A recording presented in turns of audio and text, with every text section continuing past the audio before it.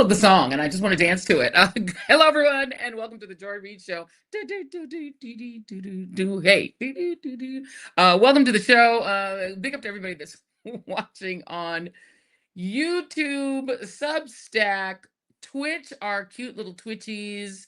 Hello, Twitchies. If you're watching on LinkedIn, who knew you could watch content on LinkedIn, Facebook, wherever you're watching, our Substackies, hello to you all. Just wherever you're watching, we just appreciate you guys tuning in to the Joy Reid Show. Always a pleasure to have you, your face in the place. Hope you guys enjoyed your Cinco de Mayo yesterday, which actually also fell on Taco Tuesday. A lot of people were very excited that Cinco de Mayo, which is not celebrated in Mexico, by the way. It's not Mexican Independence Day. Stop saying that. It isn't. But in America, where it is celebrated, Taco Tuesday fell on just the right day. So people got to like double enjoy their tacos and their delicious Mexican food. So that was a good thing. So let's jump right into it. I want to remind you guys that there are still some tickets left on sale, few tickets left on sale, but get in while you fit in. If you want to be at this Joy Reid Show live, it's going to be hot. It's going to be fabulous, featuring the great Godfrey. Tickets are going fast, so if you still want to get in, we have a lot of people that have been texting me going, dang, all the good seats are going, letting me know. So if you want to go, I would hop on that as soon as possible. All you have to do is go to live.thejoyreidshow.com. And you can get in on it if you are in New York and you want to see us live. It's going to be a hoot. We're going to have a really good time. So get them while you can. Let's jump right into the headlines because we have a very packed show tonight. We have a lot going on. I want to start, though, by acknowledging one of our amazing sponsors. Celebrations don't start with the clinking of glasses. They start with ZBiotics Pre-Alcohol, a probiotic you take before your first drink so you can enjoy the night and wake up ready. ZBiotics Pre-Alcohol, the science behind your next great morning.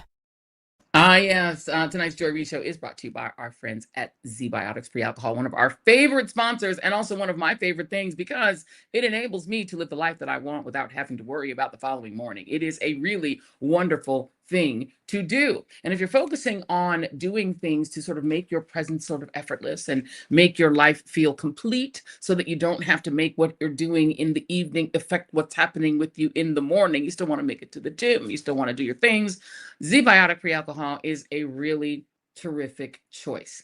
It's a great way to support your system and keep your system right. What I do in this day and age, particularly in these moments, is in these times that we're living in, is I take my ZBiotics Pre-Alcohol before I have my first drink. That is my first beverage in my little vials, my first thing I have. Then I have my drink.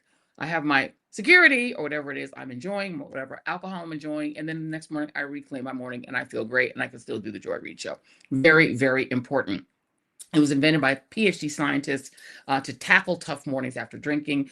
And how it works, as I've explained, is that when you drink, there is this byproduct, this toxic byproduct that gets created in your gut. And it's that, not dehydration, that actually makes you feel not great in the morning. And it's that buildup that you have to fight. And pre-alcohol produces an enzyme that fights it. It breaks that byproduct down. So just remember, just do it in that order. Have your pre-alcohol, then have your security or whatever you're drinking. And then the next morning you will feel great. It is my go-to. So from your first outdoor brunch to the year, it is the start of wedding season, Memorial Day plans, whatever it is, May's social calendar is effectively nonstop. Do not let one long night keep you from the rest of your weekend. So drink pre-alcohol to stay on your game and make the most of every sunny Saturday. Just remember to head to zbiotics.com/joy. Use the code JOY, J-O-Y, super simple at checkout, and you get 15% off. You can't beat that. Let's get to the headlines. Ted Turner passed away at age 87. The founder of 24-hour news cable network CNN and a major philanthropist who literally invented cable news. So all of us who've been in that industry owe a lot to Ted Turner. He died peacefully, surrounded by his family, according to a news release from Turner Enterprises. Here's how CNN reported on it. The Ohio-born Atlanta businessman, nicknamed the Mouth of the South for his outspoken nature, built a media empire that encompassed cable's first superstation and popular channels for movies and cartoons, plus professional sports teams like the Atlanta Braves. He was also an internationally known yachtsman, a philanthropist. He founded United Nations Foundation and did all sorts of other things. For a while, he was married to Jane Fonda for 10 years. According to USA Today, Turner started his business by selling his father's successful billboard business to purchase Atlanta's independent station WJRJ Channel 17 in 1970. And then that is the empire that he had expanded into Turner Broadcast System, aka TNT, Turner Network Television was the first big thing. And then CNN, Cable News Network, which is a 24-hour channel he founded in 1980.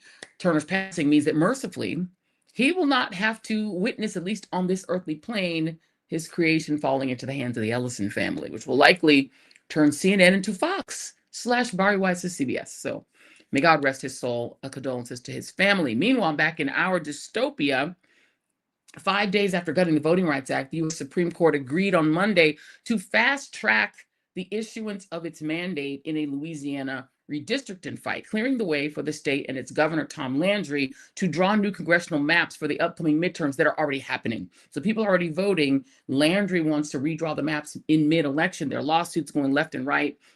There's a petition to recall him, all that stuff. But for Alito, why wait to lock in the Republican majorities in Congress that will let you and your fellow Republican members keep doing their corruption and grifting?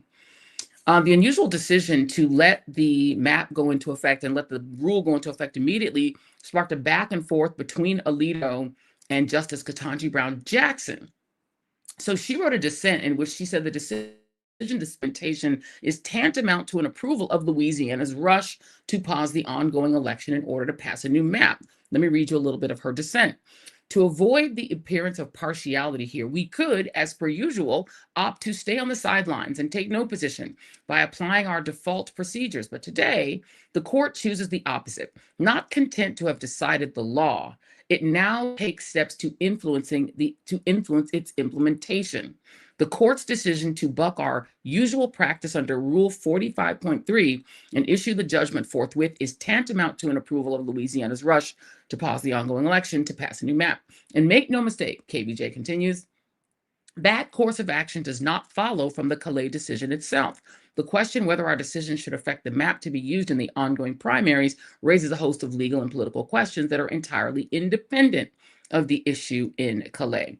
She then notes there's something called the Purcell principle, which they had just used 5 months ago to chide a federal district court for improperly inserting itself into an active primary.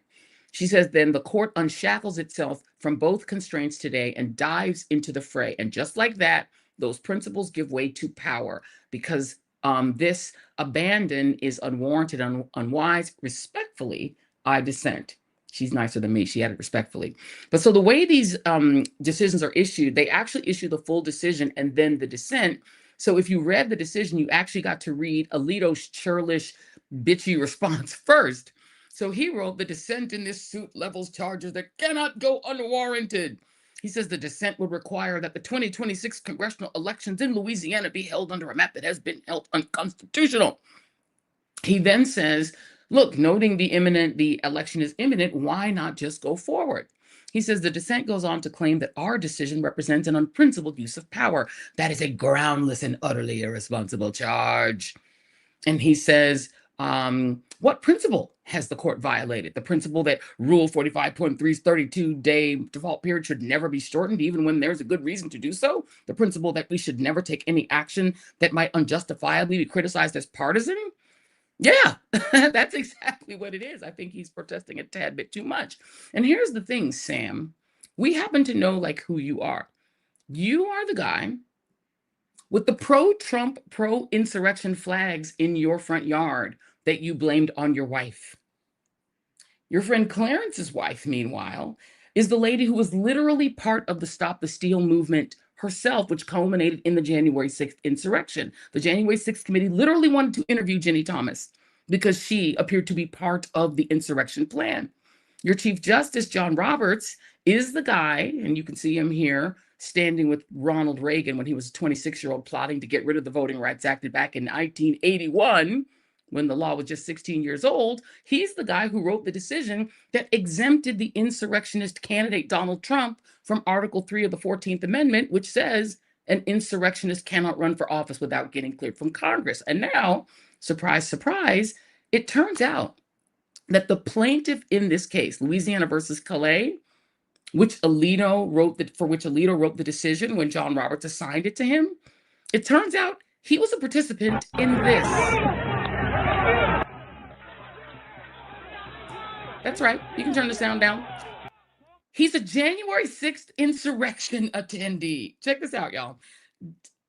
True story. Democracy Docket busted the lead plaintiff, formally described in the lawsuit that reached the high court. He was described in the lawsuit as a non-African American voter from Brucely, Louisiana, whose congressional district changed after his state redrew the districts and a member of the local board of supervisors in 2024.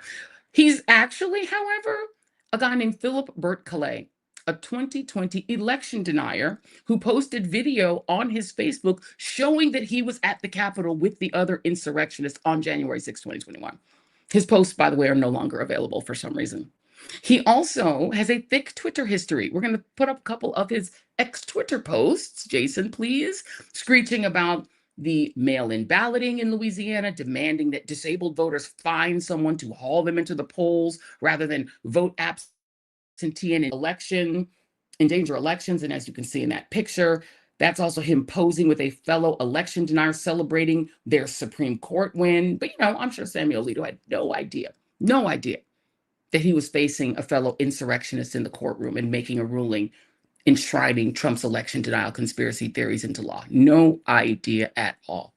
Joining me now is Judd Legum, founder and former editor of the progressive website Think Progress and author of the political newsletter Popular Information on Substack. Hey, Judd. Hey, good to see you, Joy. Good to see you too. So how surprised are you? How shocked are you to discover that the Calais lead plaintiff is a January 6th election denier insurrectionist? Well, not that shocked, to be honest with you. You've got these two sort of threads that have been going on, both relating to Republicans seizing control of elections. You kind of have this way out there thread of, people who are signing up fake electors, the storming of the Capitol, the conspiracy theories. And then you have the more buttoned up approach of the lawyers and the strategists, and they're taking these cases to the Supreme Court and they're kind of chipping away at the Voting Rights Act a piece at a time until where we have now, there's not much left. And I think what this story shows us is these actually aren't as separate as they might appear.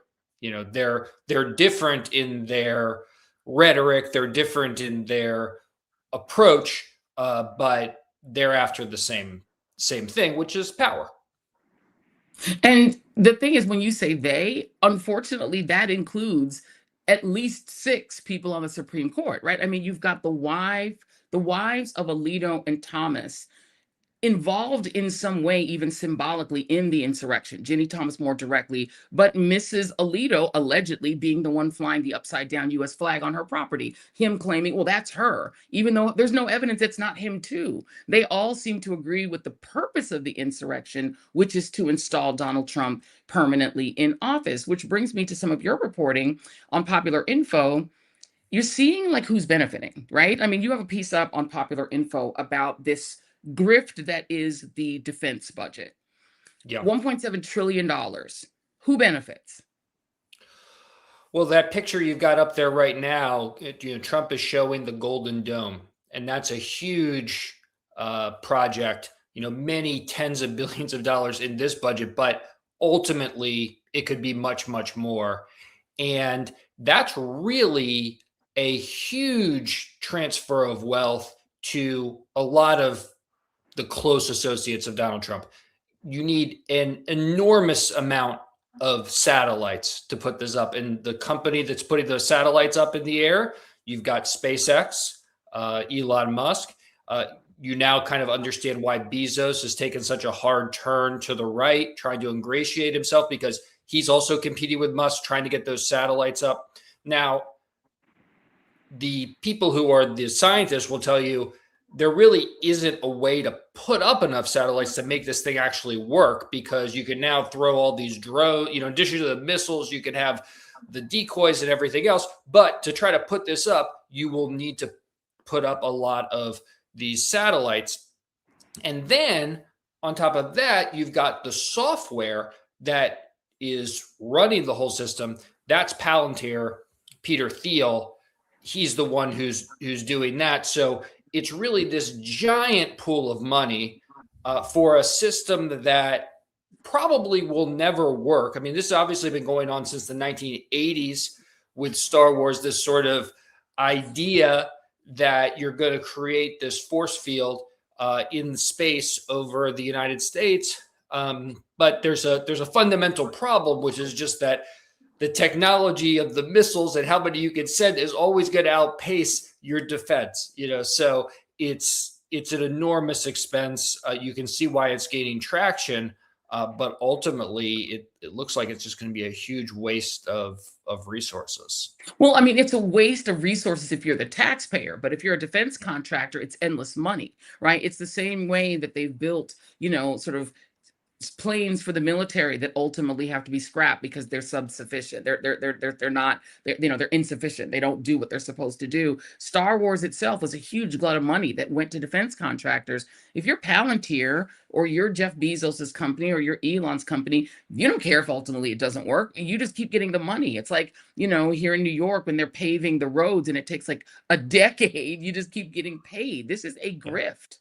Yeah, and one of the things that's really been remarkable, the Trump administration the second Trump administration hasn't been in place for that long. They're coming into with a baseline military budget of $900 billion. He's proposing for next year 1.5. So you have almost a doubling of already was a huge amount of money. We have almost doubled it in 2 years. So just the amount of money that is sloshing around is unbelievable. And by the way, they passed a law, I think it was about 7-8 years ago, saying you got to audit the Pentagon every year. You got to audit it. They never passed an audit. There's billions, hundreds of billions of dollars. They don't know what's happening to it, where it is, where they can't account for all of the assets they have. I mean, this is one of the biggest sinkholes. Of course, it's not something that DOJ or any of these government efficiency committees really look into, but this is where so much of the nation's resources are going. Yeah.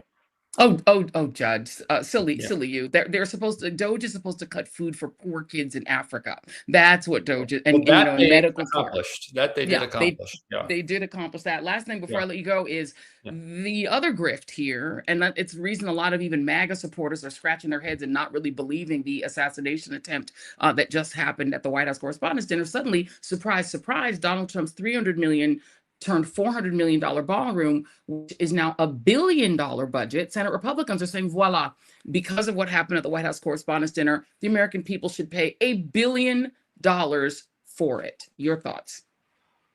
Yeah, I mean, this was something we were told this was going to be paid through private funds and that it was going to cost $200 million. Now it's $1 billion. There's a big hole in the White House. But beside the White House. So it does seem like a bait and switch here. And whatever happened at the White House Correspondents' Dinner and this attack, it sort of seems like, well, if it was unsafe to go there, maybe he shouldn't have gone. But it doesn't necessarily mean you need a big ballroom at the White House. They've been having large events at the White House. All the presidents have them, so you can do it without a ballroom, and you could be relatively safe, I think. But maybe he shouldn't have gone with the entire continuity of government and put them all in the room and had almost no Secret Service active. I mean, the lightest security that people had seen ever, and having been to that ball in the past, which I never would go back, it's usually really tight security, and this time it wasn't. It's all very strange. Judd Legum, I appreciate you. Promote your wonderful Substack and let people know where they can. Yeah, if you want to hear more of what I've got to say 4 times a week, go to popular.info. It's popular information, and that's where I'm putting up my writing. And I am a subscriber and can tell you it's good stuff. It's stuff that you're not going to hear all the time on mainstream media. Judd Legum, you're the best. Thank you very much. Thanks for having me, Joy. Thank you very much. And so there you go. The Supreme Court justices making tons of money. Their wives getting buku rich off the Supreme Court gig. The Pentagon contractors all eating. Everybody seems to be eating. It's very interesting, right? Let's acknowledge one of our other incredible sponsors. This one's quite apropos for the evening. The Joy Reid Show tonight is brought to you by Bullies, Parasites, and Slaves. Surprisingly enough, just weirdly apropos for the moment, a book by Dr. George Byron Koch. Now, you heard me talk about this book before. Underpaid workers subsidize the wealthy. The average retail clerk makes $15 per hour with zero health care. The CEO on average makes $8,000 per hour, literally, with complete health care and benefits. If you want to read an expose on all of this nonsense, you can find it at bps.online, and also how to change it in one book. The book teaches us to think again about who we allow to lead us in our nation and the world. This is not the way it has to be. Bullies, Parasites, and Slaves by George Koch is free if you need it at bps.online, or you can just text the word care to 511-511, or online at bps.online. Text care to 511-511. You can get it now. It can change your life. It's a way to really understand what we're seeing, as it seems that everyone is grifting and they're using racism and anti-Blackness as the key to get their base to go along with it while they themselves are getting robbed. The book is Bullies, Parasites, and Slaves by George Koch. Check it out. Text care to 511-511, or go to bps.online. You can actually get it for free. Text fees may apply. All right. So remember this instant classic. A white male who's experienced discrimination at work based on your race or sex, you may have a claim to recover money under federal civil rights laws. Contact the EEOC as soon as possible. Time limits are typically strict for filing a claim. The EEOC is the federal agency charged with enforcing federal anti-discrimination law against businesses and other private sector employers. The EEOC is committed to identifying, attacking, and eliminating all forms of race and sex discrimination, including against white male applicants and employees. Check out eeoc.gov to learn more and read our one-page explainer about DEI-related discrimination.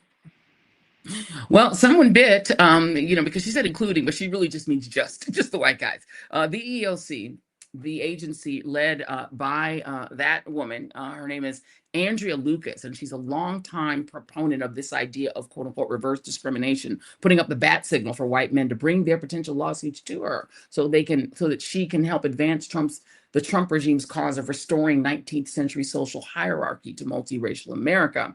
That agency, led by her, is now suing the New York Times. Here's how the paper reported the lawsuit. The Equal Employment Opportunity Commission filed a federal civil rights lawsuit against the New York Times on Tuesday, claiming that the paper had engaged in, quote, unlawful employment practices and had discriminated against a white male employee because he didn't get a sought-after promotion. The lawsuit, filed in U.S. District Court for the Southern District of New York, says the Times stated race and sex-based representation goals influenced the decision not to advance the man's candidacy for a deputy real estate editor role in 2025, the year of Trump. The New York Times categorically rejects the politically motivated allegations brought by the Trump administration's EEOC, said Daniel Rhodes Ha, a spokesman for the Times. Our employment practices are merit-based and focus on recruiting and promoting the best talent in the world. We will defend ourselves vigorously. I hope that they stand strong. The lawsuit followed a rapid escalation of an investigation that began last year when an employee filed a complaint with the EEOC, likely in response to that video in New York. And the lawsuit indicates that the employee, who was not named, had worked at the paper as an editor since 2014 and applied for the deputy editor job in 2025. It is this warping of critical race theory, turning like upside down the whole notion of racial discrimination, so that the only group, literally, who can make such a claim are white men. Women can't make it. Gay people can't make it. Black people certainly can't make it. No one can make it. Only white men. That is who this administration is vowing to protect. It's really the perfect ending to a movement to eradicate DEI that was launched by right-wing think tanks, including the guy who was the face of it, a guy named Christopher Rufo, who, if you put up B3, Jason, telegraphed back in 2021, the year that I interviewed him on MSNBC, the artist formerly known, that his goal was to make it so that if white Americans heard anything that made them uncomfortable, that they would brand it as DEI and oppose it. Joining me now is Kimberlé Crenshaw, one of the key architects and creators of the real critical race theory, not Christopher Rufo theory. She's a pioneering scholar and writer on civil rights, Black feminist legal theory, race, racism, and the law. She was a founder and has been a leader in the intellectual movement of actual critical race theory. She's a distinguished professor at UCLA, professor of law at Columbia Law School, and the co-founder and executive director of the African American Policy Forum. She has a great new memoir out called The Back Talker, which lets you get behind the scenes of the mind that built critical race theory. Kim Crenshaw, welcome.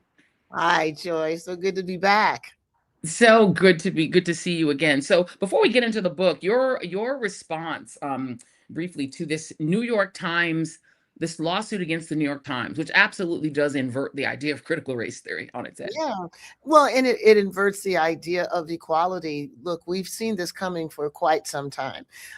If DEI is anywhere involved, or now, even if it isn't, the belief that white males should always win is going to be a prima facie condition of any claim that they're going to make. When they see a person that's not them in a position of power and a position of authority, that is by definition discrimination. And, you know, the president has led the way whenever he sees a person of color, whether it's in a position of authority in the military, whether it's a position of authority in any other government agency. By definition, to him and others who think like him, they are sitting in a seat that belongs to a white male.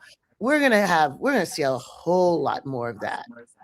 Right. I mean, it basically opens the door, and, you know, the head of the EEOC, by the way, a job Clarence Thomas used to have, and he kind of used it in a similar way, right? Yeah.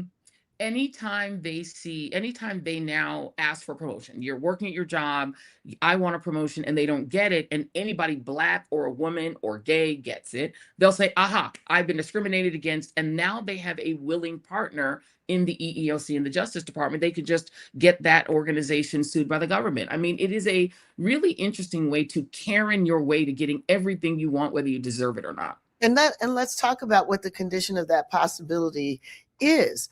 When the government claims that any kind of history that explains why an institution is disproportionately white, when they claim that textbooks and artifacts of that past are improper ideologies that ground these claims for greater inclusion, they're basically removing any evidence that you might be able to point to say that the institution needs to diversify, or to say that we need to have policies and practices that ensure equitable access to everyone. They're taking away our ability to identify what is inequitable.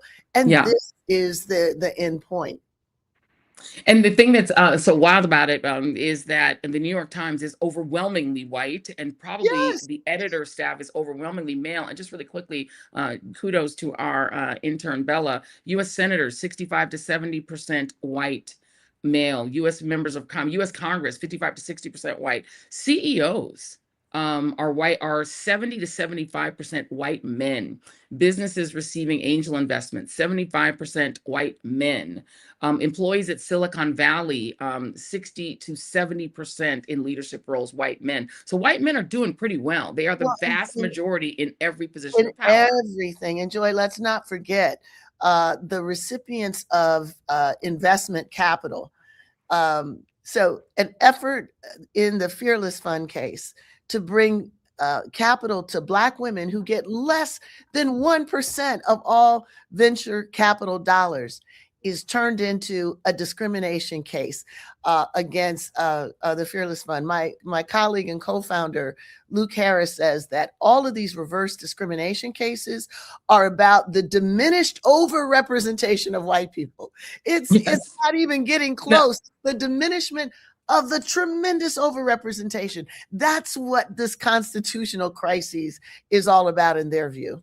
Yeah, and by the way, when I cite 60 to 70%, know that white men are 30% of the population. So they are represented times Overrepresented. two in Yes. everything. If you're 30% of the population, but you're 70% of the CEOs, and then Mhm. you're like, but I didn't get this one job. I want more. That means what do you want to be? Like 100%, apparently. So let's Pretty go to your much. book. I want to start with just a fundamental question. I've asked you this back when I was on at the artist formerly known as MSNBC, but just tell us, what actually is critical race theory? Critical race theory is the recognition that inequality can be produced without there being complicit express statements of racial intent. There is no need to have a burning rope, as we sometimes call it, in order to identify the way the institutions can enact racial inequality, even through colorblind, race neutral policies. That's what critical race theory studies. And it especially is looking at the role that law has played in facilitating greater and long-term forms of racial exclusion. Your book is called Back Talker, and it sort of builds you toward understanding you, so that we can understand how you. There it is. There's the book. And that is that you and your brother in front Yes, of the it cover. is. And so how did you become such a back talker, ma'am? And what built the mind that built critical race theory? Well, I became a back talker sitting at the knee of my mother and also my father. They were quintessential race men and women of the 20th century, and they got it natural. My mother, as a 3-year-old, was taken by her mother to integrate the local swimming pool. My grandfather, on the other side, was investigated by HUAC for using the church to do labor organizing and civil rights organizing. So there are ways in which I think, I can't really claim being a back talker as part of my sort of personality. I was made into a back talker. I had to go to the dinner table every night with something that I observed in the world to say something about it. So it came naturally to me to be a back talker. Yeah, and so as you were going through your educational, sort of journey, what led you to kind of the components of taking what you have experienced growing up and saying, there's a whole theory behind the way we as Black folks in this country have to move in such a way that there needs to be something that codifies it as a legal theory?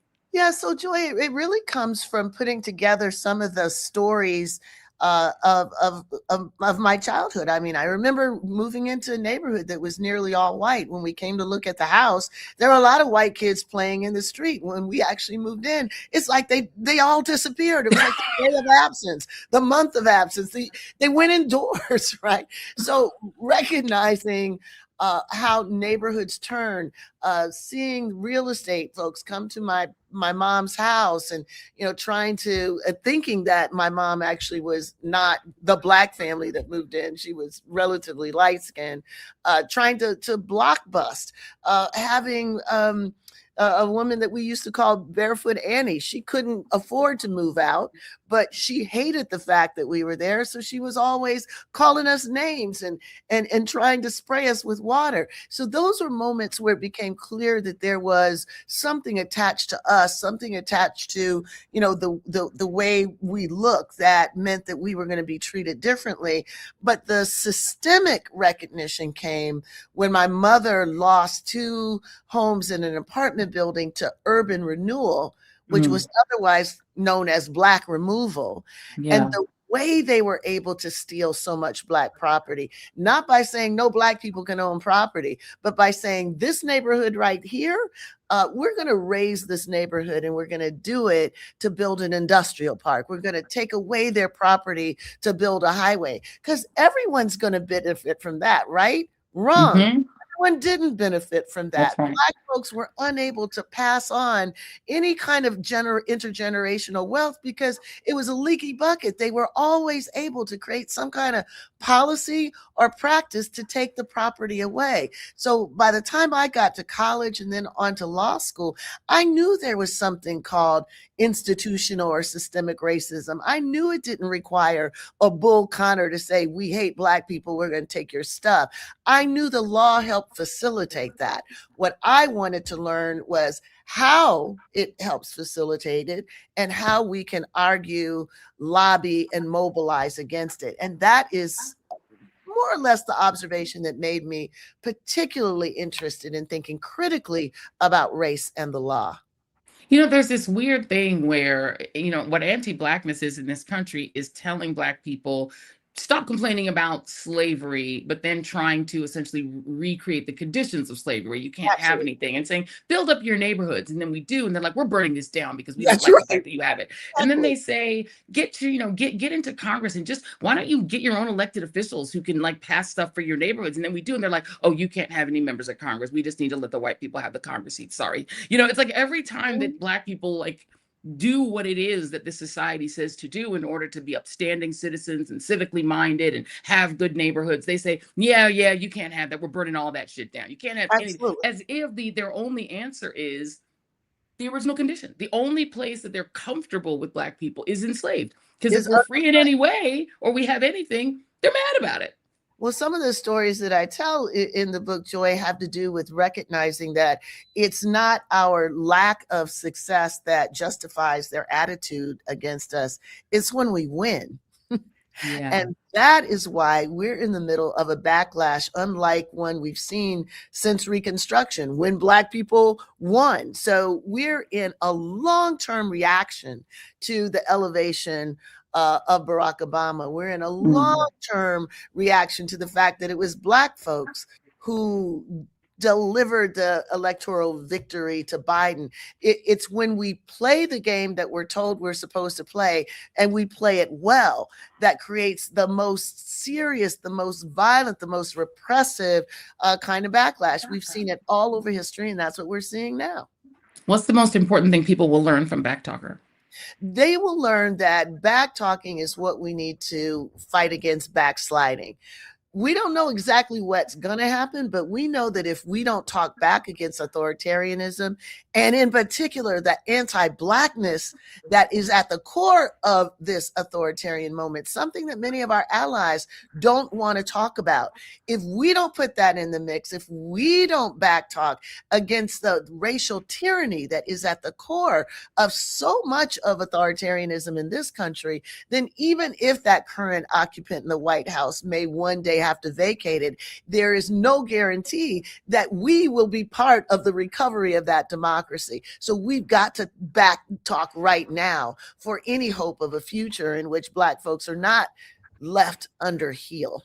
Yeah, give me a little back talk on this question of race neutrality, because what Samuel Alito does that's so insidious is he says, all we want is race neutrality. We just want what Dr. King wanted. They grow to the color of our skin, not content of our character. By the way, the content of the character of everyone in the Trump administration is terrible. These people have no character, no intelligence, no merit. These are the dumbest, most corrupt, foolish. They're out. I mean, headset alone. This is unqualified. Not even qualified. They're just like, you're white, you're man, you get the job. Right. So tell me why this idea of color blindness is actually anti-Black. Listen, Joy, they are relying on us not really knowing our history. They are relying on the fact that we don't know that, in fact, even when they were trying to disenfranchise Black people immediately after Reconstruction, they were doing it through race neutral means that were racially specific. Think about it. A grandfather clause. They didn't say Black people can't vote. They could say you could only vote if your grandfather voted, right? We all knew that grandfathers at that time were enslaved people. So that was race neutral. The poll tax was race neutral. The interpretation clause was race neutral. So they've always known how to use race neutral means in order to achieve race specific ends. That's why the Voting Rights Act was so beautiful. It's why it was a crown jewel, because they said, look, we're not going to tell you the specific things you can't do. We're going to tell you the effects that you can't create. You cannot create an electoral system that dilutes the power of the Black vote, the ability of Black people to elect someone of their choice. That's the reason they've gone after Section 2 of the Voting Rights Act, because it basically says it's about your fair share of power. It doesn't matter how they go about it. If that's what they're trying to do, or that's what they're effectively doing, it's illegal. So now they're going Yeah. to take that away. They're going, and here's the last thing that's really, really important. They say that drawing districts to protect incumbency is race neutral. Can we talk about this? We're in Louisiana. Incumbency is all about a race specific project. So now you can continue to draw districts that will allow Bubba to get elected in perpetuity. The effect on Black political power, cracking it, stacking it, making it impossible for Black folk to elect someone of their choice in order to make sure that they're not robbing the incumbent of his ability to get reelected. That's considered to be okay. And if we try to respond to that and say, no, you can't do this to Black communities. You can't take away their ability to elect someone of their choice because you want Bubba to get elected. That becomes the racial problem. Right. And the Kimberlé Crenshaw, you know the only racism is literally saying the N-word with a hard R, not the A in a rap song. There's no other such thing as racism. They didn't say like Black slavery. They just said enslaved people, and then it just happened that only Black people could be slaves. It's race neutral. Kimberlé Crenshaw, the book is Back Talker. It's available in the store. If you go to shop.thejoyreidshow.com, you can get your own copy. Let's make this book a bestseller, you all. This is essential history from the actual creator of critical race theory, not the fake one, Chris Rufo. Thank you, Kimberlé. Congratulations on the book. Always a pleasure. Thank you very much. Yeah, y'all, they say it's race neutral, man. It's just slavery. It just says slavery. It didn't say Black slavery. Oh, by the way, only Black people can be slaves.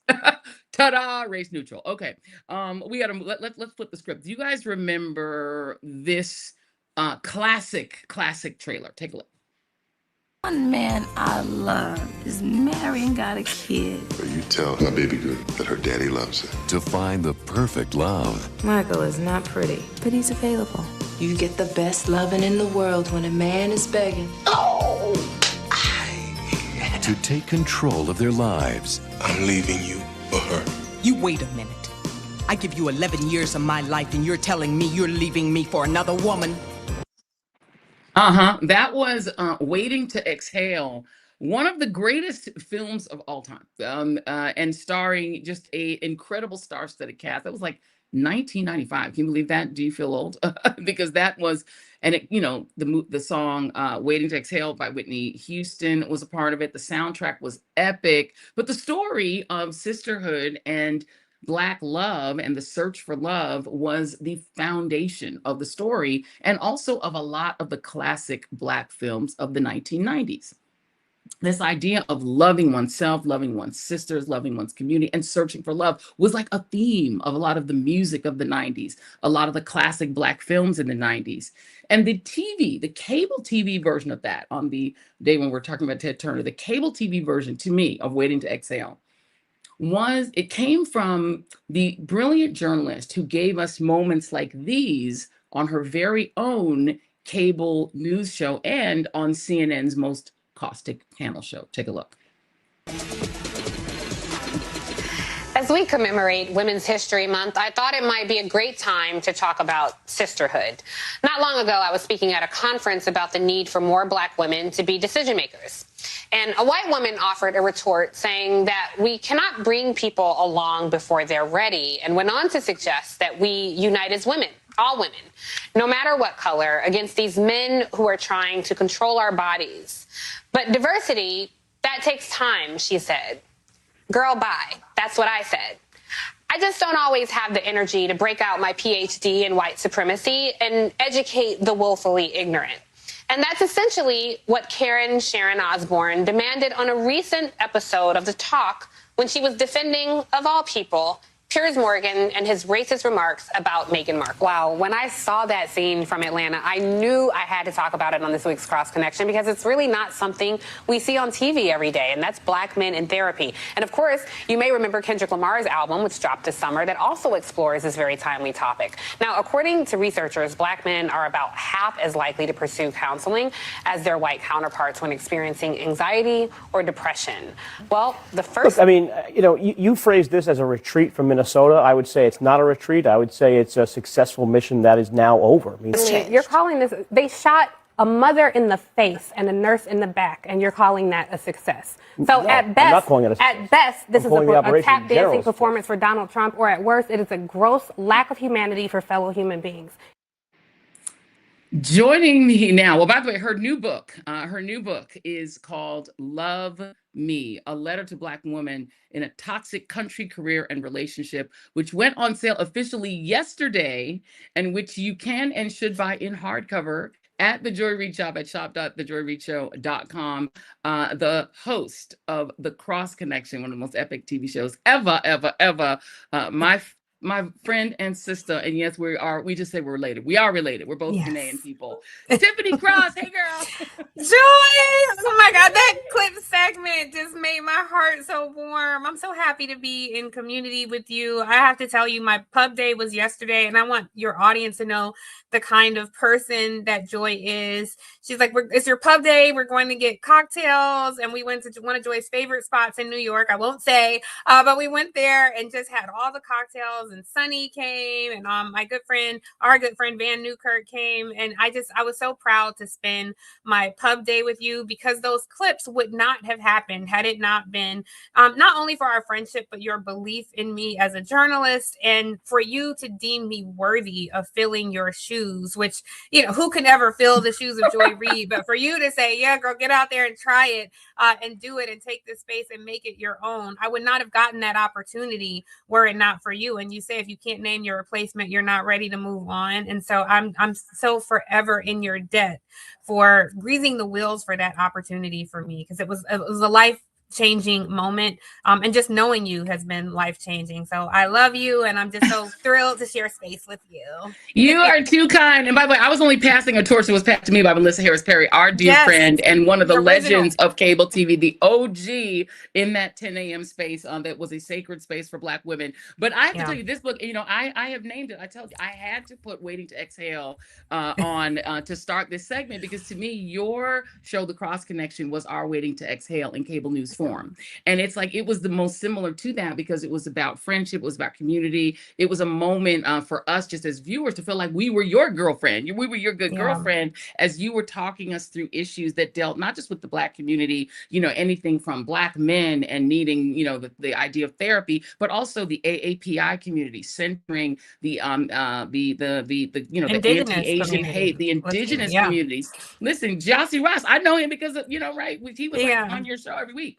So talk a little bit about the really traumatic story of getting that show, which I had put together as two separate events, because you were dealing with a major health crisis at the time that your historic show was also being greenlit, which I had somehow in my mind separated as two separate events. But my mind, we working like that. And Joy! I remembered it was the same exact time, Tiffany. Yes. So Joy, we pray for Joy's memory. Joy was literally with me every single day during this process. We were talking, we were texting, we were chatting. But I love that so much. It feels like 100 years ago, because so much time has passed. Yes. And you were reading like, what? I didn't know that. Yes. That was the same time. Wait. Yes. And so what happened? I was having a hysterectomy at the time, and I later went on to talk about this and the disproportionate impact of fibroids of Black women on the Cross Connection. But I was having surgery at the time, and I tell this story in more detail in the book, from my own perspective, but also from a Black woman's perspective, from a historic perspective. And while I was on my sick bed, literally having been sawed in half, I talk about what was happening in the process. And there was a person who went to, I appeared on their flagship morning show and had a debate with Joe Scarborough. And I didn't think it was a debate. I thought I was just giving factual information. And he afterwards, basically, according to a few sources who later spoke to me, he told people that he didn't want me to have the show, and he felt like I called him a racist on television. And so I get this news while I'm on my hospital bed. My wonderful doctor, Dr. Lynn Lightfoot, said, listen, it's your time to heal. So I don't want you watching the news. I don't want anything that can stress you out. I just want you to relax and heal. And when I heard that news, I was maybe 36 hours out of surgery, and my body, I felt my core tighten. I got hot. I was sweating because I was so uptight. I had worked so hard, not just in the immediate process of trying to get this show, but since I was 15 years old pursuing this career of journalism. And so I write what happens after that. But Joy, you were there. Even though you don't remember, you were there every step of the way. Oh, I remember being there for the surgery. I'm just like, wait a minute. This lady was, by the way, you have to read the book because she takes you through it. You really actually almost physically feel the pain because she's filling in the spot, because I was already being transitioned into the primetime spot. So she was filling in, unpaid, by the way. This is another story about the cable news world. Unpaid fill-in day after day, and having to negotiate to be able to at least do it in DC rather than travel with your surgical. I remember them surgical. You were taped up. Your whole body was wrapped in tape. Yes. And you're then having to move from city to city as a fill-in unpaid. One of the things I think that it talks about, that this book really kind of highlights, that I think is for a lot of people who are trying to get into the business, is some of the cruelty of the business. Kind of, right? It's a very unfeeling business in a lot of ways, even though the thing you're creating, you're pouring your heart into. Completely. And, I don't want to present this as though we're the only people going through it. I think that is what I try to communicate in the book. Whether you are a Black woman on a TV news set, whether you're an associate in retail, whether you're a lawyer at a law firm, no matter where you are, there is an armor. We have to sheathe our swords, before we go into a space and adjust so much of who we are naturally to try to navigate their world. And so, it's not a memoir. I'm just saying, look, here's the stuff I went through. Here's the same stuff Joy went through this too, and how we were able to navigate that. Like for example, during my the recovery of my surgery, I had to come off. I wasn't getting paid. I had no healthcare insurance. I had to come off bed rest early because the network was like, we want to see her one more time, even though I had filled in like 6 or 7 times, was trending, and they DGAF. Okay, they were like, we need her to come back and fill in one more time. Joy, Sunny Hassan, Angela Rye, Brittany Packnett, Alicia Garza, our whole Machete crew, they were sending me like robes and, just things for comfort. And I was so surrounded in all this love, and I had to come off bed rest early, being sawed in half. And it was COVID, so there's no hair and makeup. And I'm like literally sitting on the edge of the tub, feeling like my insides are falling out, and I didn't have the strength to do all my hair. So I was like, you know what? They're only going to see the front of my hair. I'm going to just curl the front of my hair, and the back is going to look like I licked my finger and stuck it in the socket. And that's just what's going to be what it is. And I had to get, I'll go in and audition for the show again. And when I finally got the show, it was still somewhat diluted. They disrupted the space of this being a space to be led by Black women. They gave, the Saturday show to me and the Sunday show to Jonathan Capehart, who, has his own experience. But I did not experience him. I've experienced him as being a Black person, of course, but not always a Black voice, respectfully. We, just did not navigate things the same way. And that's what happened. And so I talk about that process because even though that's what I went through, there is a woman who was due to make partner who didn't get it because of similar circumstances. There was a woman who should be the store manager, but she didn't get it because of some unfair BS. There was a woman who should have been promoted to the CEO, CFO, CIO, CMO, whatever, and she didn't get it because of similar circumstances. So I talk about the toxic relationship that we as Black women have with our careers. That is not specific to cable news, but I thought in order for me to ask of Black women to love ourselves deeper, I had to be bold enough to bare myself and show my scars and show the things that you may read and say, oh, that was a misstep on her part. Or you may read and say, oh, no, I understand her. And even in talking about the demise of the show, I really didn't put a lot of stank on, anybody's name. I really just tried to display this is what happened. Because there are occasions where we splinter.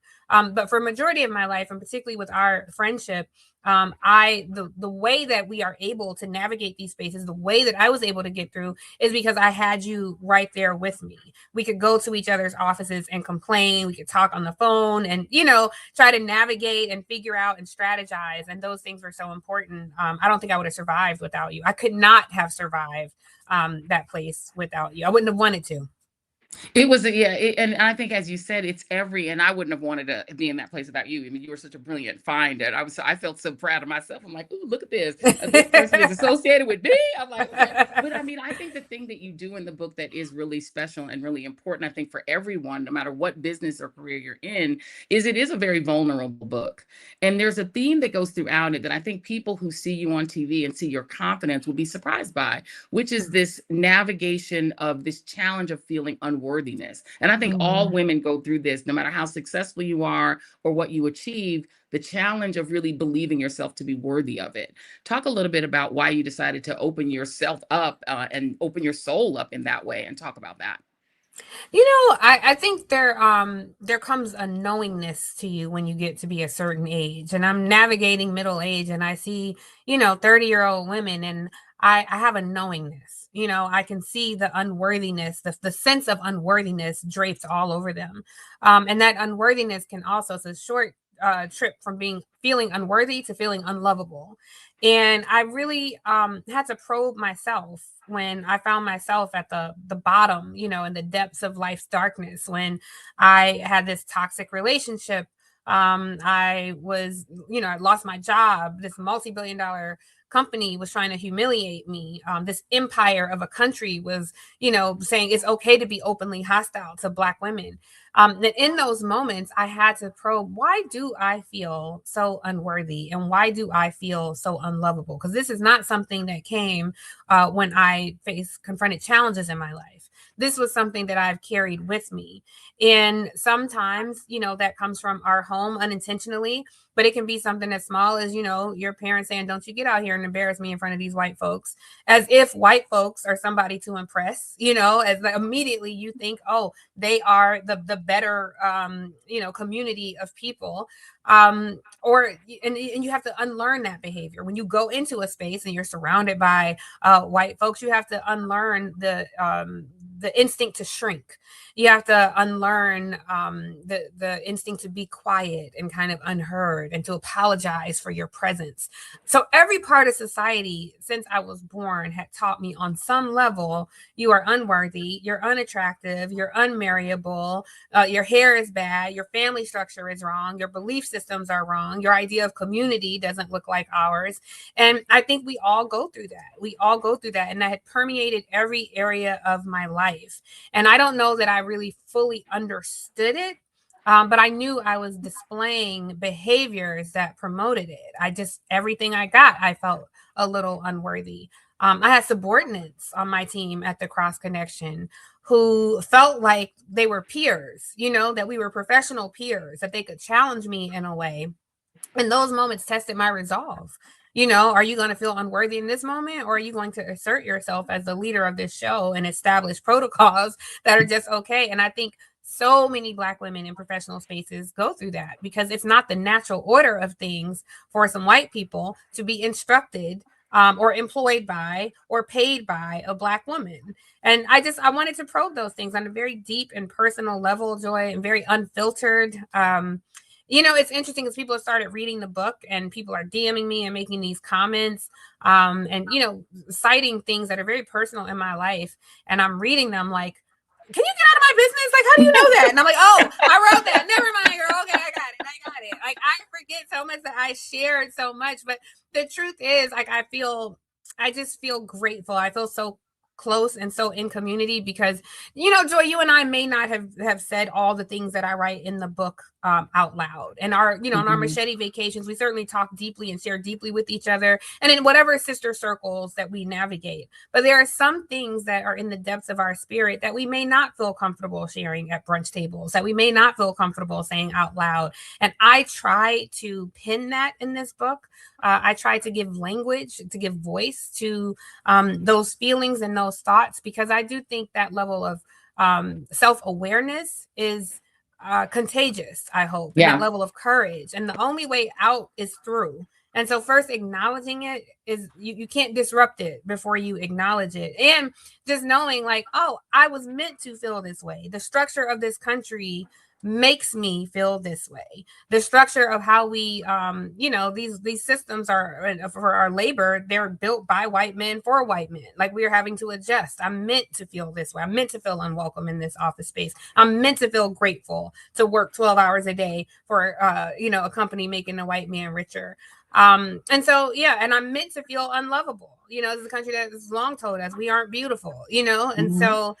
Yeah, I wanted to bear it all. I wanted to bare my soul, and hoping that it would prompt discussion among Black women, their circles, with their therapists, but most importantly, with ourselves. With ourselves. And this is something that you have done throughout your career. I have to play, before I let you go, you guys, Jason, if you could roll this next thing that is a great memory from our days at MSNBC. I wanted to make this not just a sisterhood experience, but also a cultural experience. You embody the spirit of Shirley Chisholm. I'm in her office on Capitol Hill. We are seen as a problem in this country, but of course I argue that we're the solution.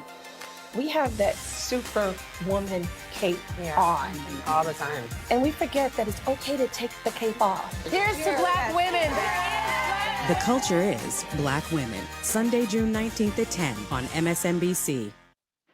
First of all, can I briefly honor that wig? That was my favorite. That was a good wig. I'm sorry, but that was a good wig. You know what? You look gorgeous, but this look, Joy, when you came out with this, it was a game changer. You look gorgeous on this show, but I remember seeing this look, and I was like, "This is it. This look, this frames your face." Yes, you look so beautiful with this haircut. Well, one of the things that you will learn in Love Me, which you definitely should buy, remember it's available in the store, is the creation of that special. That was a journey in and of itself. And it was one of those moments where, despite this being a love letter to Black women, a Black woman was not loving and loyal necessarily toward us. And so you tell the story of the creation of this incredible special. By the way, we got a $2 million budget on us after a pitch that you created. I signed on. I was the sidekick in this whole special. It was your idea. You wrote the deck. I'm just telling y'all right now. I was just like, okay, sounds good to me. She was like, any changes? I was like, no, the deck looks great. Count me in. And then it was like affirmed by this multi-million-dollar corporation. And then what happened? So, it's unfortunate because I think when we see each other, when I see another Black woman, it is presumed safety to me. I see your face in the place and I know I'm safe immediately. And I felt that, Rashida Jones was the first Black woman to helm a cable news network. She became president a few months after I was hired. And I felt honored to host a show on her, on this network that she was leading on her watch. And I remember sending her some brown liquor to congratulate her, and, obviously I showed deference toward her, but I also just felt kinship toward her. And in navigating that relationship, I think for both of us, there are Black women who, who they played by the white man's rules. They adopt, we celebrate them achieving these accomplishments, and they, climb to the top of the empire to become one of them, not to disrupt the empire, but I am going to be the Black woman's version of the white man who was, running a network. And when you have that mindset, you can be resentful of women like us who have a completely different agenda.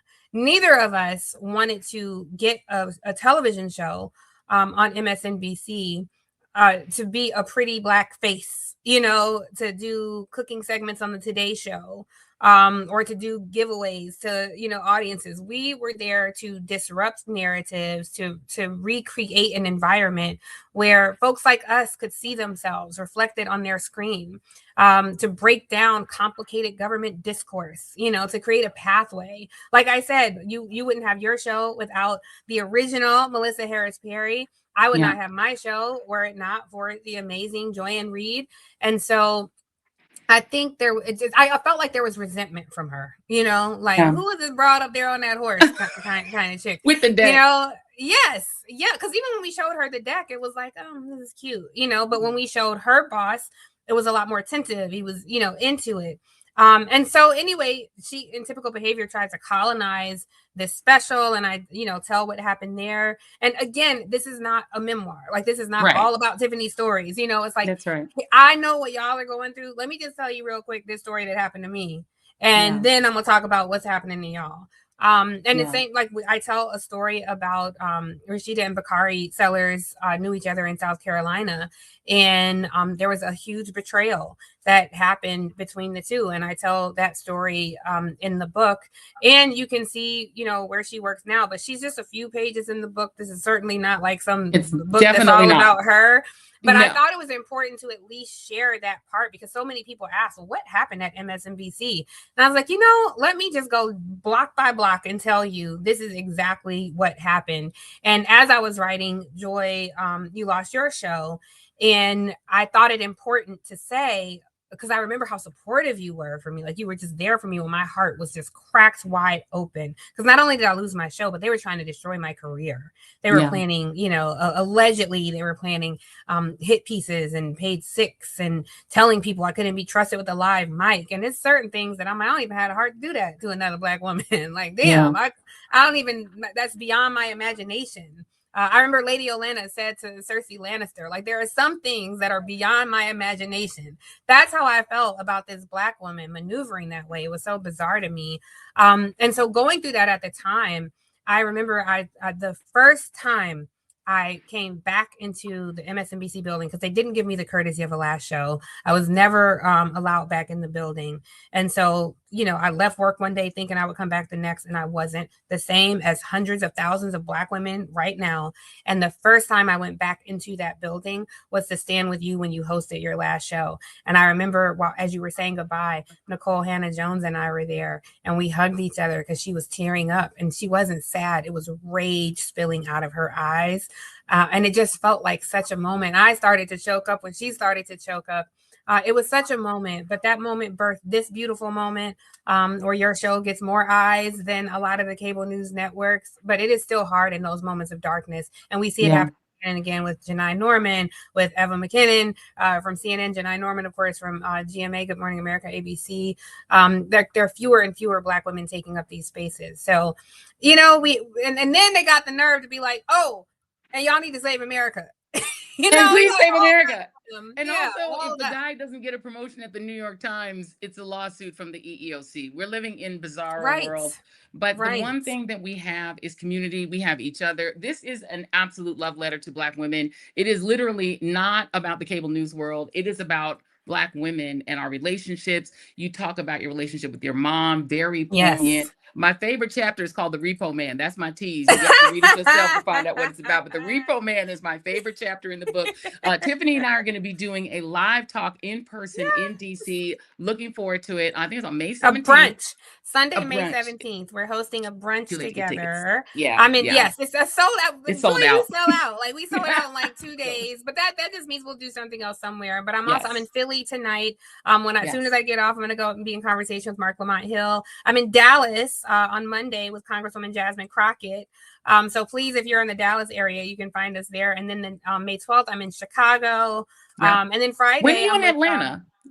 Atlanta. Oh, hello. I'm in Atlanta tomorrow. Yeah. So Thursday, I'm in Atlanta with Mayor Keisha Lance Bottoms at the Gathering Spot. You can find all this information on my website. Friday, I'm in Gwinnett County. And then Saturday, I'm with our boy Michael Harriet at the Auburn Avenue Research Library. And that's going to be like a little speakeasy set. That's at 4:00 in the afternoon. We're going to do a little champagne toast. And Mike, I wrote a lot of my book at Michael's house, which you know how magical that place is. So we'll talk about that. His lovely wife, Karen, is coming. And then the following Friday on the 15th, I am in conversation with Machete member Jamel Hill and our brother Van Lathan. So I'm all over the country, and please join me on tour, because that's the best part, Joy, being in conversation with people. I can't wait for that. But Mahogany Books is doing our event with Joy and I, and they sold out in a day. People are DMing me asking, can they get passes? I'm like, I don't know what to do. Can we get a bigger? We had to move venues once because it was, and they were like, we'll give you 50 more seats. So I Yes. think people, it's going to be like they're eavesdropping on our conversation, you know, which Yes. I think is so great about, I love being in spaces with authentic people, and there's authenticity here. We would be having the same conversations we were having last night. We just happen to have it now on the screen in front of all the people watching, but we're always consistently the same people. So I love you so much. Every time I am on a stage, I talk about Joy Reid. I cannot tell my story without saying Joy Reid's name. And when people ask how can they support me, I'm still working through that. So I say, well, for now, please tune into the Joy Reid Show. Please subscribe. Please share. Please tell people about it. Please support whatever product, whatever Joy is doing. That's how you can support me, because it makes sense. Joy, you want everybody around you to be doing something dope. You want everybody around you to be elevated, because if everyone, just because as a community, but also. If you fall and everybody around you is doing something dope, then they catch you.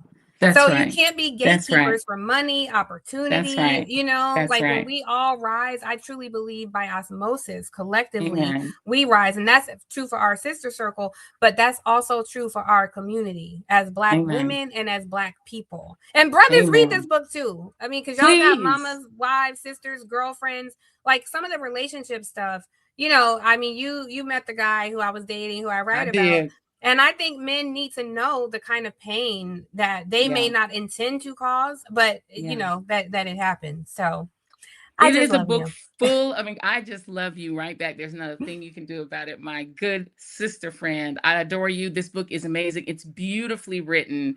It is poetic. It's searing. It will have you in tears at points. It is gorgeous. So congratulations on an incredible book. I actually think your publisher is dope too. Big up to your publisher as well. Krishan is dope. It's amazing. Y'all, please get this book. It is available at shop.thejoyreidshow.com. Right in the store. Click, click, click. Buy the book. Get the hardcover, because we want this book on the New York Times bestseller list. Tiffany Cross, thank you, thank you, thank you. Give your website one more time before you go. What's your website? www.tiffanydcross.com, and you can find all tour information under the Love Me book tour. And I just want to say thank you to the Joy Reid audience, because I sold the most books on this show.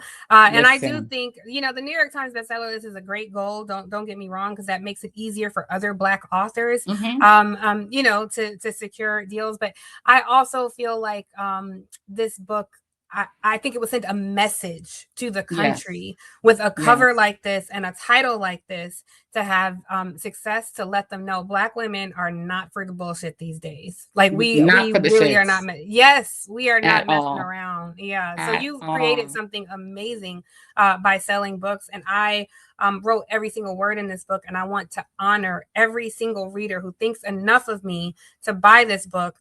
Every time I wrote every sentence in every way it could be written until it flowed, because I thought, if I'm asking you to spend money to read this book, then I have to keep you centered in everything I write. So I thought about that for the years of research and the years of writing.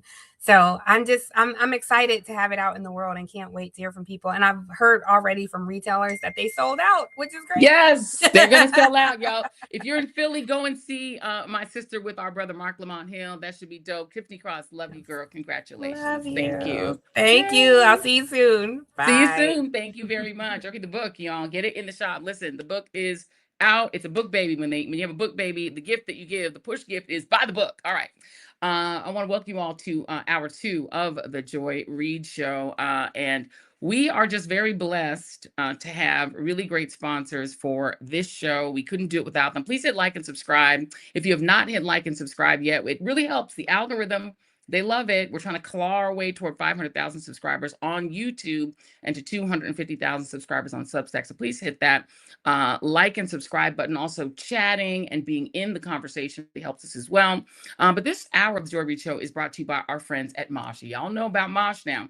The old adage, you are what you eat, is very true to all of us in the modern day. And of course, you know, I'm always looking for a good go snack, because you're on the road, constantly traveling. We're on the train, we're on the plane, we're moving from here to there, and you want to have a fabulous snack. And thank you to Maria Shriver and her son, Patrick Schwarzenegger, for coming up with not just a snack, but a mission to spark a conversation about brain health through food education and research. After Maria's father was diagnosed with Alzheimer's, they set out to create something bigger than just a protein bar. Mosh bars are made with ingredients that support your brain and your body, like ashwagandha, lion's mane, omega-3s. Plus, Mosh is the first and only food brand that is boosted by something called cognizin. It's a premium form of citrulline that helps support focus, memory, and mental clarity. And you know I need that. And the taste is amazing, delicious. They got chocolate chip cookie. They got hazelnut chocolate chip, peanut chocolate chip. It's so good, people keep stealing them. And y'all know that there was a whole controversy as to who is eating my Mosh bars. You can hear Winsome coughing in the background because she knows she might be the one who did it. But y'all decide who you think did it. But either way, as you are trying to help us solve the mystery of who is eating my Mosh bars, because I can never get one. I do love the chocolate chip ones. If somebody could please get me one, maybe send it to me, or just go ahead and get your own. 25% off plus free shipping on your first 15-count variety pack, and 20% off for life on your monthly subscription if you are a Team TJRS member or TJRS viewer. You can swap flavors anytime based on what you like. You can keep your go-tos, repeat, and try something new. It is brain fuel with a purpose. All right. So if you would like to try it, you can find your favorites at moshlife.com/reid. Subscribe today to get 25% off your first variety pack or 20% off your first monthly subscription with code REID.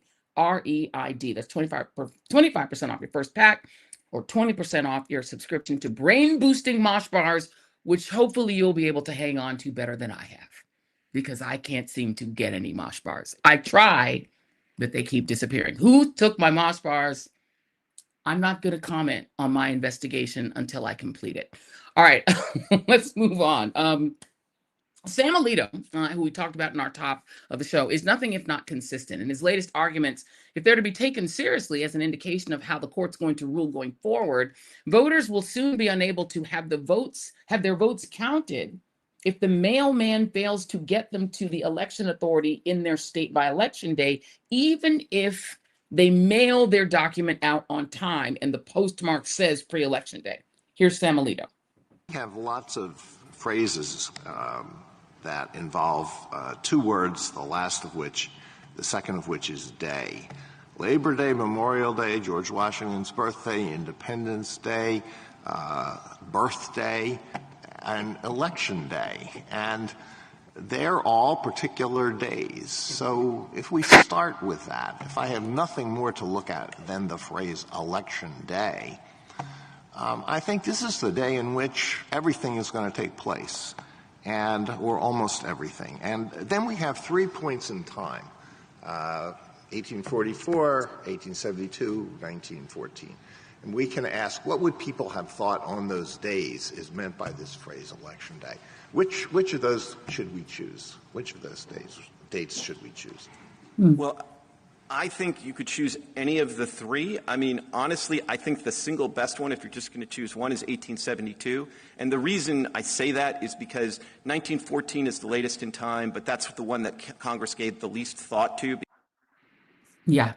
So effectively, I think what is being signaled by that line of argument by the same guy who got rid of Dobbs, meaning got rid of Roe v. Wade, who ruled in Dobbs to get rid of Roe v. Wade, and who now recently is the hitman John Roberts put in place to kill the Voting Rights Act by gutting Section 2. That guy seems prepared to lead probably another 6-3 decision in a case that was brought by Republicans who no longer want absentee ballots to count if they are mailed before Election Day, but arrive after Election Day.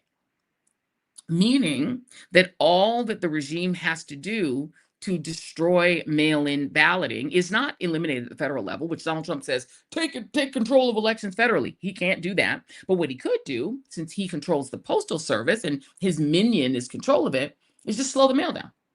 And so if people mail their ballots on Election Day or the day before Election Day, and then it arrives after Election Day, per the Supreme Court, I promise you they're going to rule this way. They're going to rule that those votes are invalid. And then all they have to do is slow down the mail. Do you see the way they're trying to choke off every means of removing Republicans from power? Everything that they're doing, everything that Sam Alito specifically is doing, is designed for the overtly political purpose of maintaining a permanent Republican majority in the House, in the Senate, and in the states, period. There's nothing they're doing that is not about that. And there's a reason why they have a self-interest in doing it. Because again, Sam Alito and Clarence, Uncle Clarence, are taking lavish gifts from billionaires who have business before the court. They are corrupt by just the standard Webster's and Merriam-Webster definition of corruption. John Roberts' wife, in just the first 10 years after he became Chief Justice, made about $10 million in fees working for companies that have business before the court. Amy Coney Barrett's husband opened a white shoe law firm in Washington, D.C. after she joined the Supreme Court, and he's made millions of dollars. One of his clients, the parent company of Fox News. They're each in their own ways grifting along with their party. They're all Republicans. They want Republicans to win and keep winning, because if Democrats win, I don't know, maybe a House or Senate Judiciary Committee might investigate how Brett Kavanaugh's six-figure debt suddenly disappeared.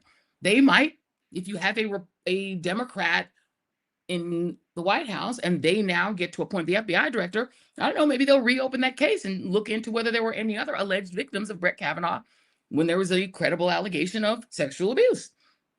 Maybe they'll look into it. Maybe Neil Gorsuch's, very strange affinity for polluters maybe becomes an ethics question. Maybe, a Democratic-led Senate might try to impeach one of them for corruption.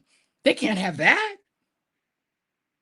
And they know that the only way to keep the Republican grift going and their own grift going is to maintain Republican control forever.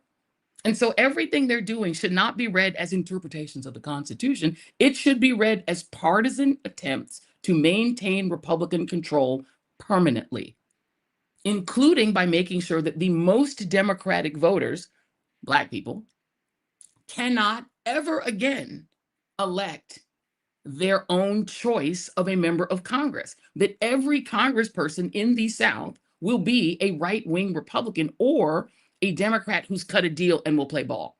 Therefore, no one will ever oppose the grift. And the southern states, which are the poorest states in the union for a reason, because they undercut their own economies by not allowing non-white people to thrive economically, they keep them down, even at the risk of making their states poor. Kentucky, Mitch McConnell, most powerful, probably majority leader ever, his state is poor as dirt.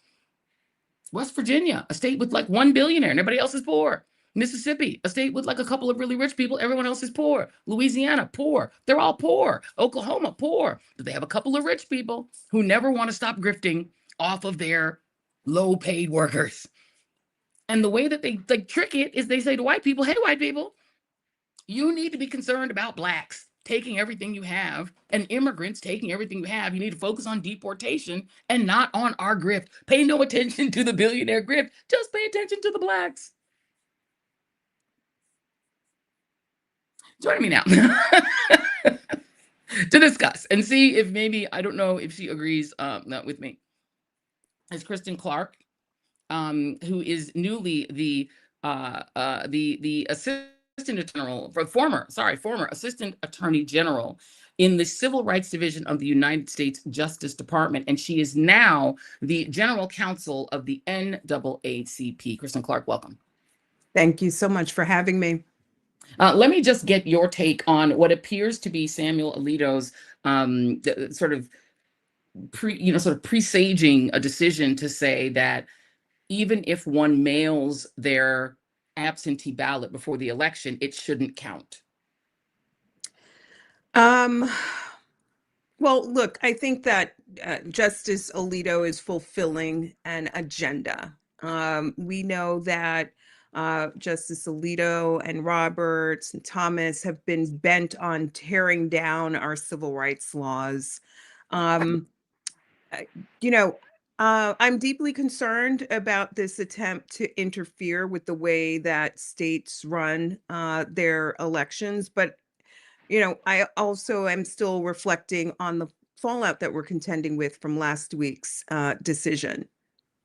Yeah, and let's talk about some of that fallout. We do know that there is now an attempt to recall Jeff Landry, who is the governor of Louisiana, because people are so angry that literally in the midst of an ongoing primary election, he was like, halt the election so we can redraw these maps in midstream. And Justice Alito snippily, angrily castigated Justice Ketanji Jackson for saying that seems political and partisan.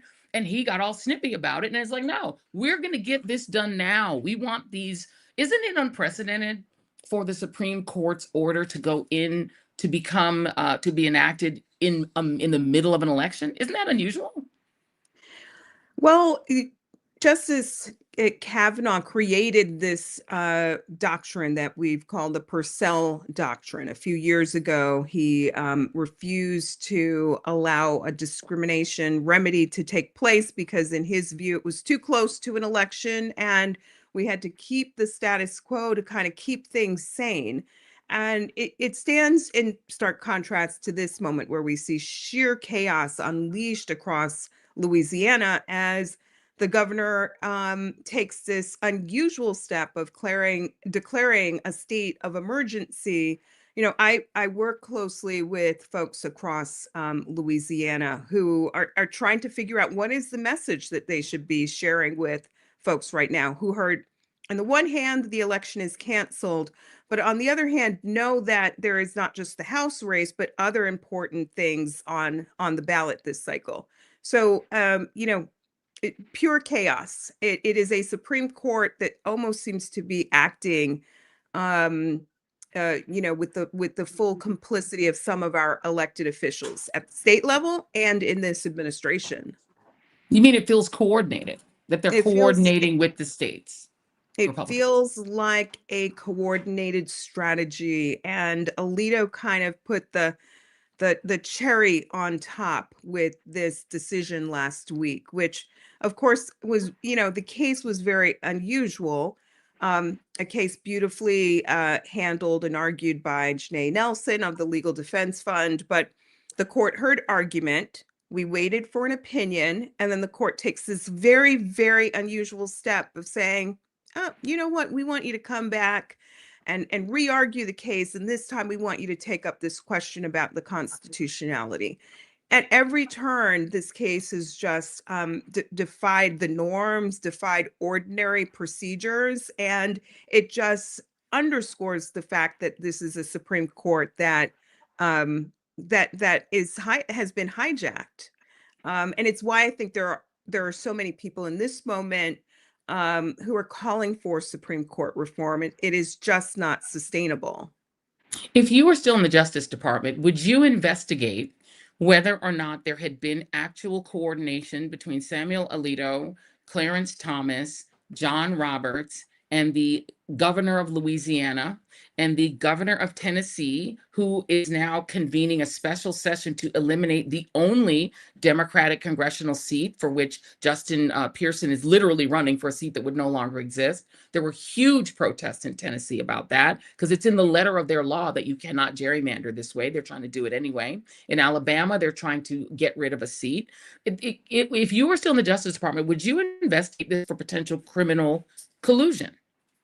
I would enforce the law. And I think that, when this pendulum swings, we're going to have a hard conversation about accountability, because I think we see a lot of unlawful actions from this administration, a lot of weaponization of the machinery of government to intimidate people, to throw their lives into chaos, a lot of targeting of our Black elected officials. I think there will be a reckoning and a day where we have to talk very seriously about what accountability looks like.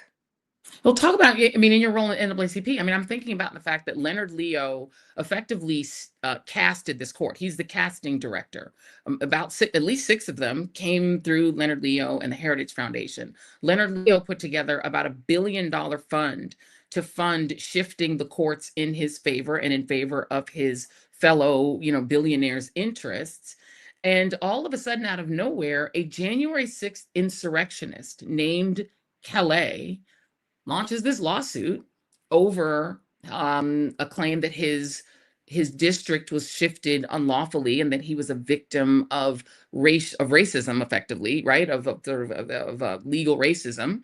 He then takes his case to the actual justice whose wife flies the upside down insurrection flag, a justice whose wife, Clarence Thomas, participated in the Stop the Steal movement, and a justice, the Chief Justice, who literally wrote the decision that says Section 3 of the 14th Amendment is inoperative when it comes to the insurrection state Donald Trump.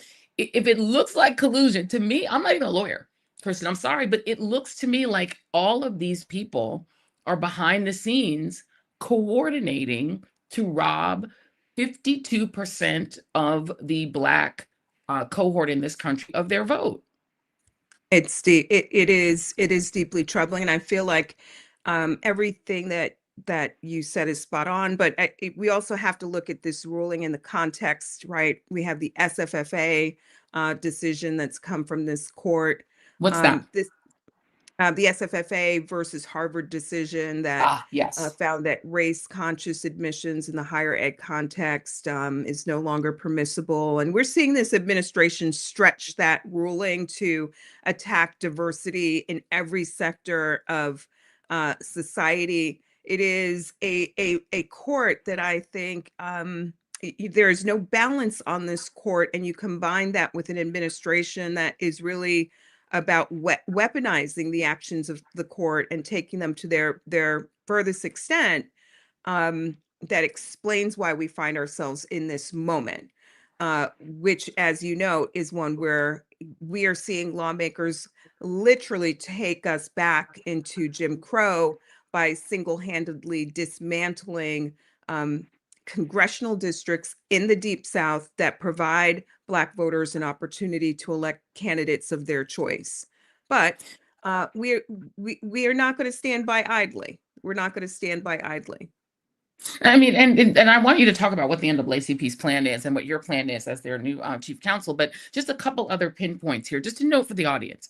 The Department of Justice has now demanded not just the ballots, which they seized from Fulton County, Georgia, which is the county where Donald Trump lost big, because of course it's a very Black heavy, very Democratic leaning county, but Donald Trump is still mad that the Secretary of State of Georgia wouldn't give him the 11,000 plus votes that he needed to flip the state and steal the state. They've now demanded the names of all the poll workers, as if they're trying to still prove this fake theory from Rudy Giuliani that somehow the poll workers were stealing the election from Trump. That's one thing I want to put a pin in. The second one is that the FBI has now raided the office of L. Louise Lucas, who is the very vocal African-American woman state representative in Virginia, who was the one who pushed the hardest for Virginia to pass its own gerrymander to counter what's being done in red states. This seems to me to be the Department of Justice, where you used to work, jumping in to try to weaponize its own federal power to try to intimidate any Black elected official, from local down to somebody who's leading poll workers all the way to state representatives, to punish them for standing in the way. Completely, hands down. It's an effort to target and intimidate and harass Black election officials, Black folks who volunteer to work the polls. It reminds me of what we saw after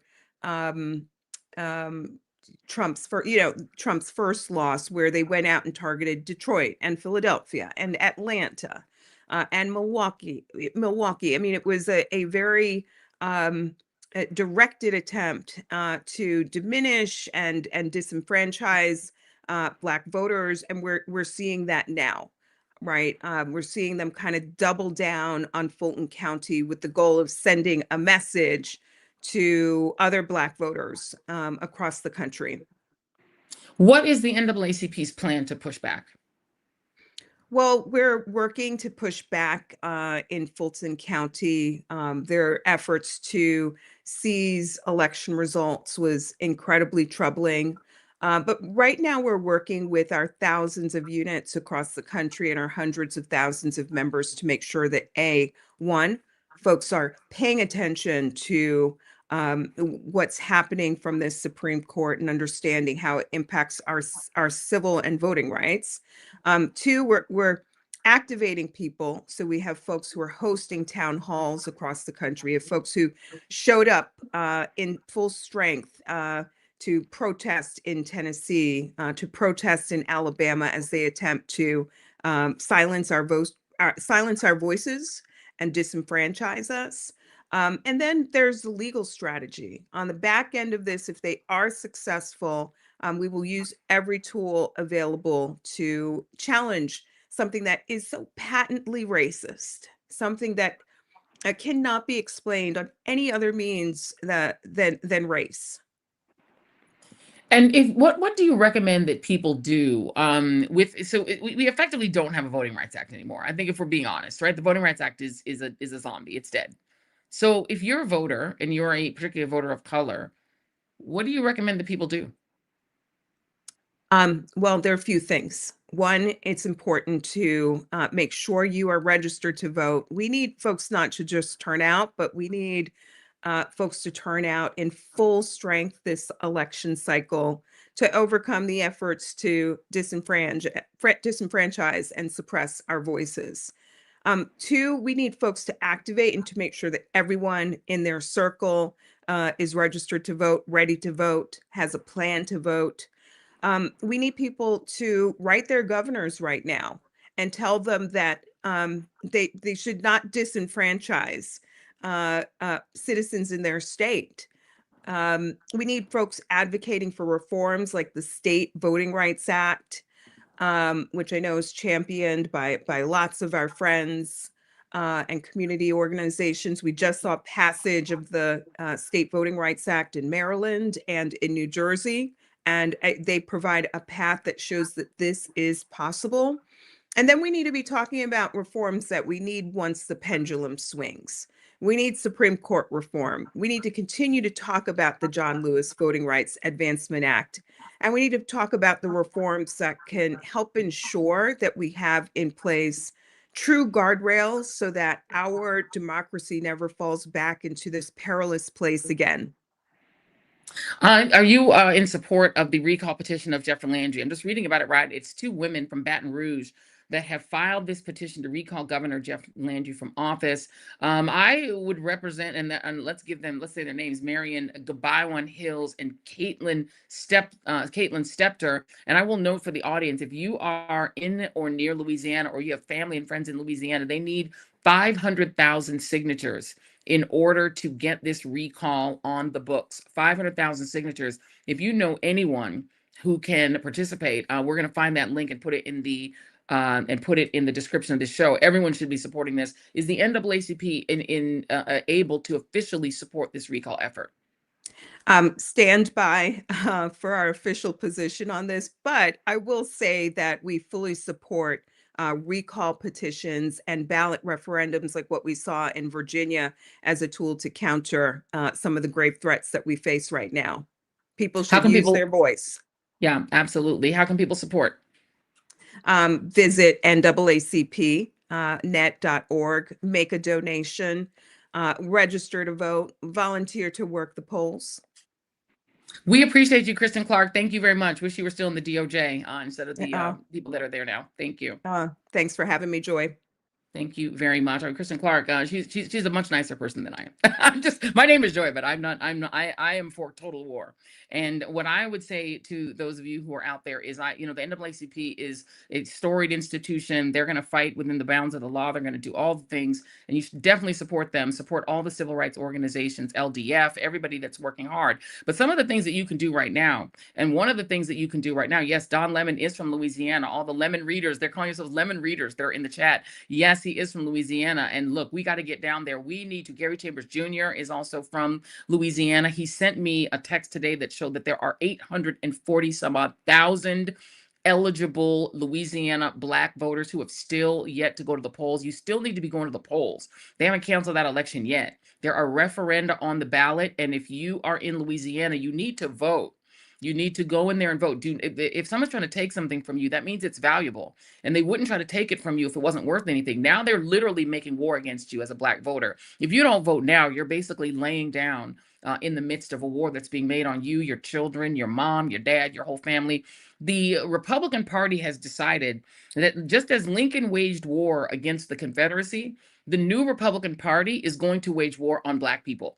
Let's just be clear. It's very clear. They're waging war against Black people, They're waging war against women, particularly white women. They're angry at them too. They're booting them out of even the soybean board. Women can't get any position in this administration unless they are complete sellouts like Kristi Noem and Pamela Joe Bondi. And even they're not safe. They get booted out as well as soon as they look bad. And Pete Hegseth can continue to fail his way to the top. But the white women in the administration, they don't even respect them. They boot them out as fast as they can.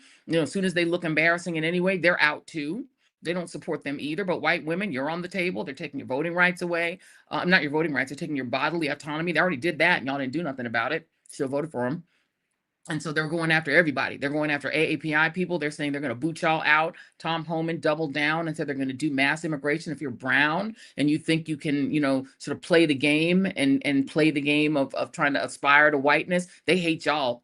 Most of all, they hate y'all almost as much as they hate black people. They said, Tom Homan said, we're tripling down. We're coming to New York. We're coming to sanctuary cities. We're deporting everybody. He says, you haven't seen nothing yet. That was his quote. We ain't seen nothing yet in terms of mass deportation. Hello, brown people, the I will vote for Donald Trump people, they coming for you too. They hate y'all, Cubans, everybody. And it's war, but the war on black people is the OG American strategery. They always come for black people first because black people vote the most progressively. Black people are easy also to attack because black people tend to live in concentrated places. So it's easy to mess with us because we're concentrated in quote unquote the black belt. So all they have to do is look at a map and see where the black belt is, take those voters. I did this on Read This, Read That. I'll do it again. It's like Charlie Brown, and they're all sitting around the table, and poor Franklin, who's sitting on the other side of the table by himself because they were racist.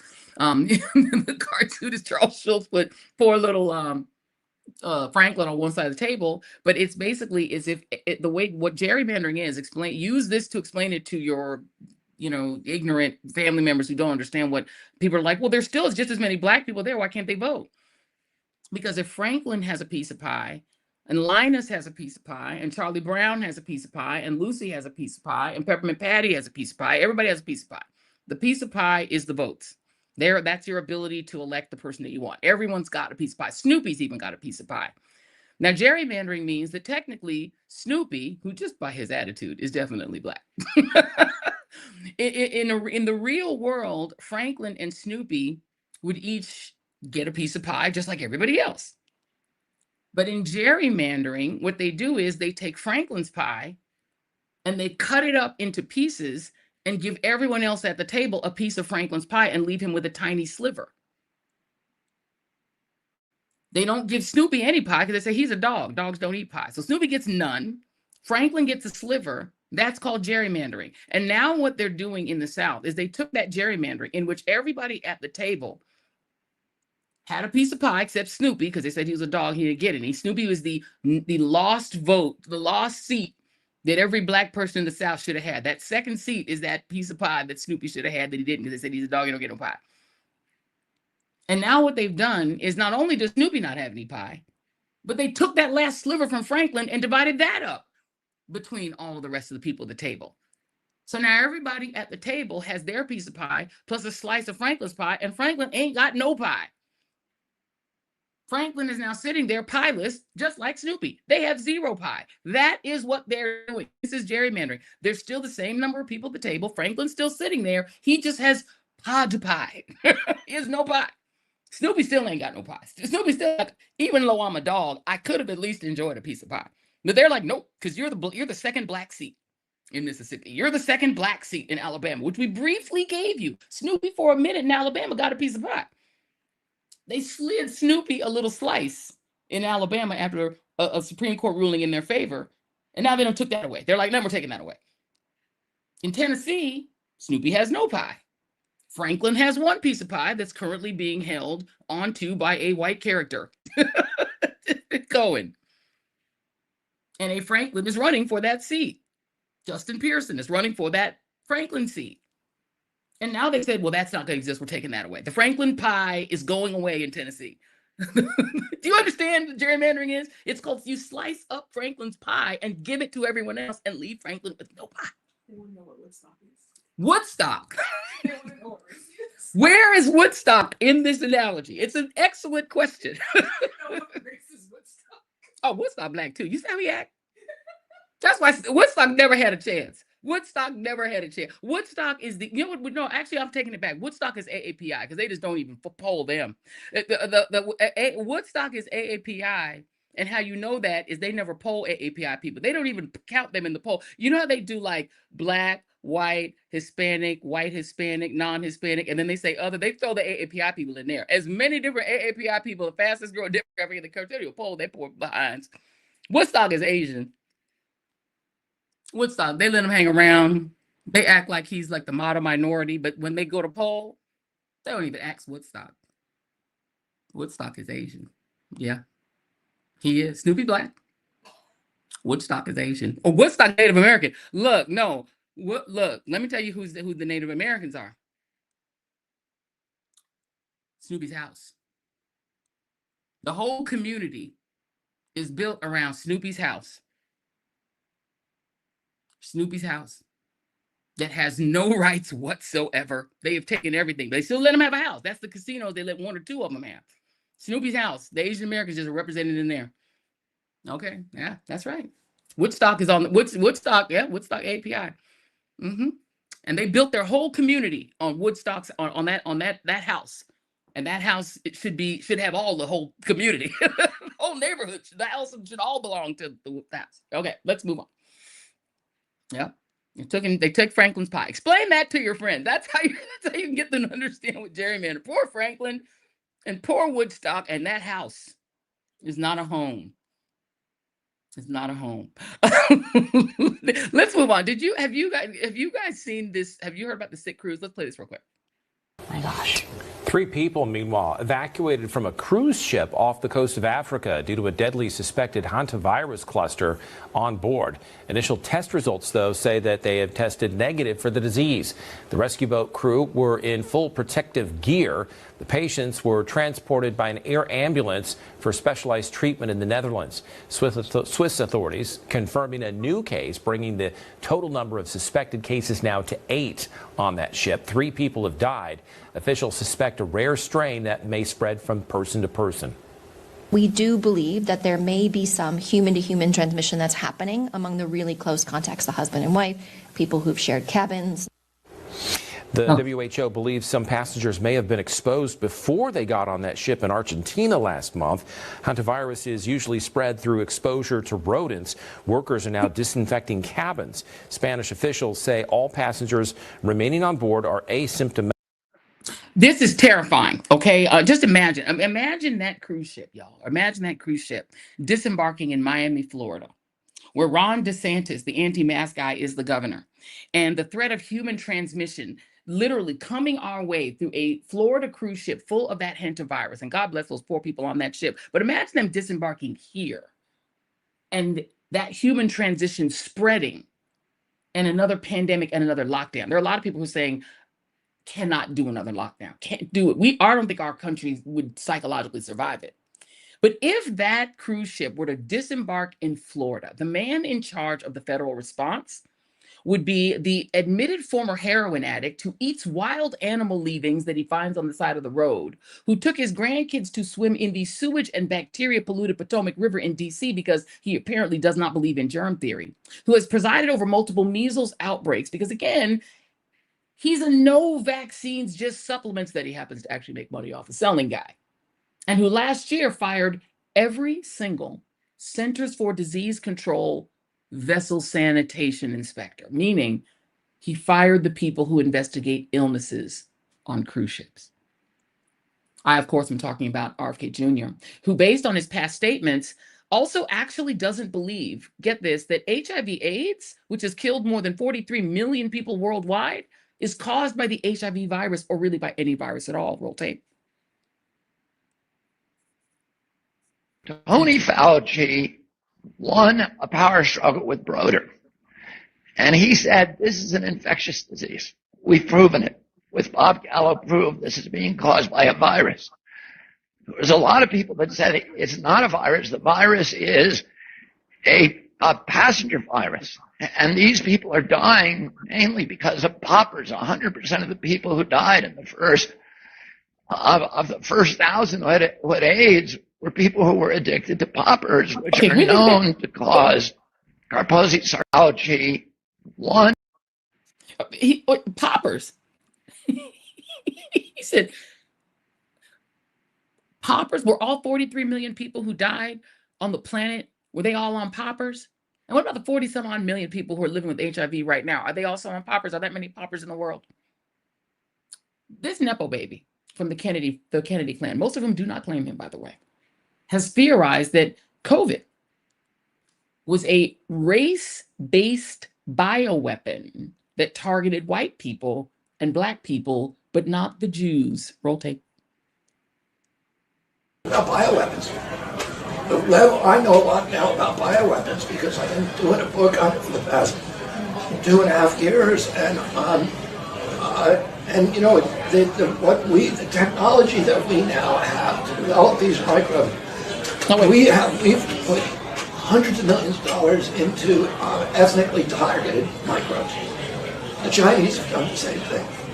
In fact, COVID-19, there's an argument that it is ethnically targeted. COVID-19 attacks certain races disproportionately. The races that are most immune to COVID-19 are because of He said it targeted white people and Black people. It's ethnically targeted, but not the Chinese. Well, see, here's the problem. Somebody in China must have messed up the plan, because Africa, you know, Black people in Africa and people in the Caribbean actually had the lowest global death rates from COVID.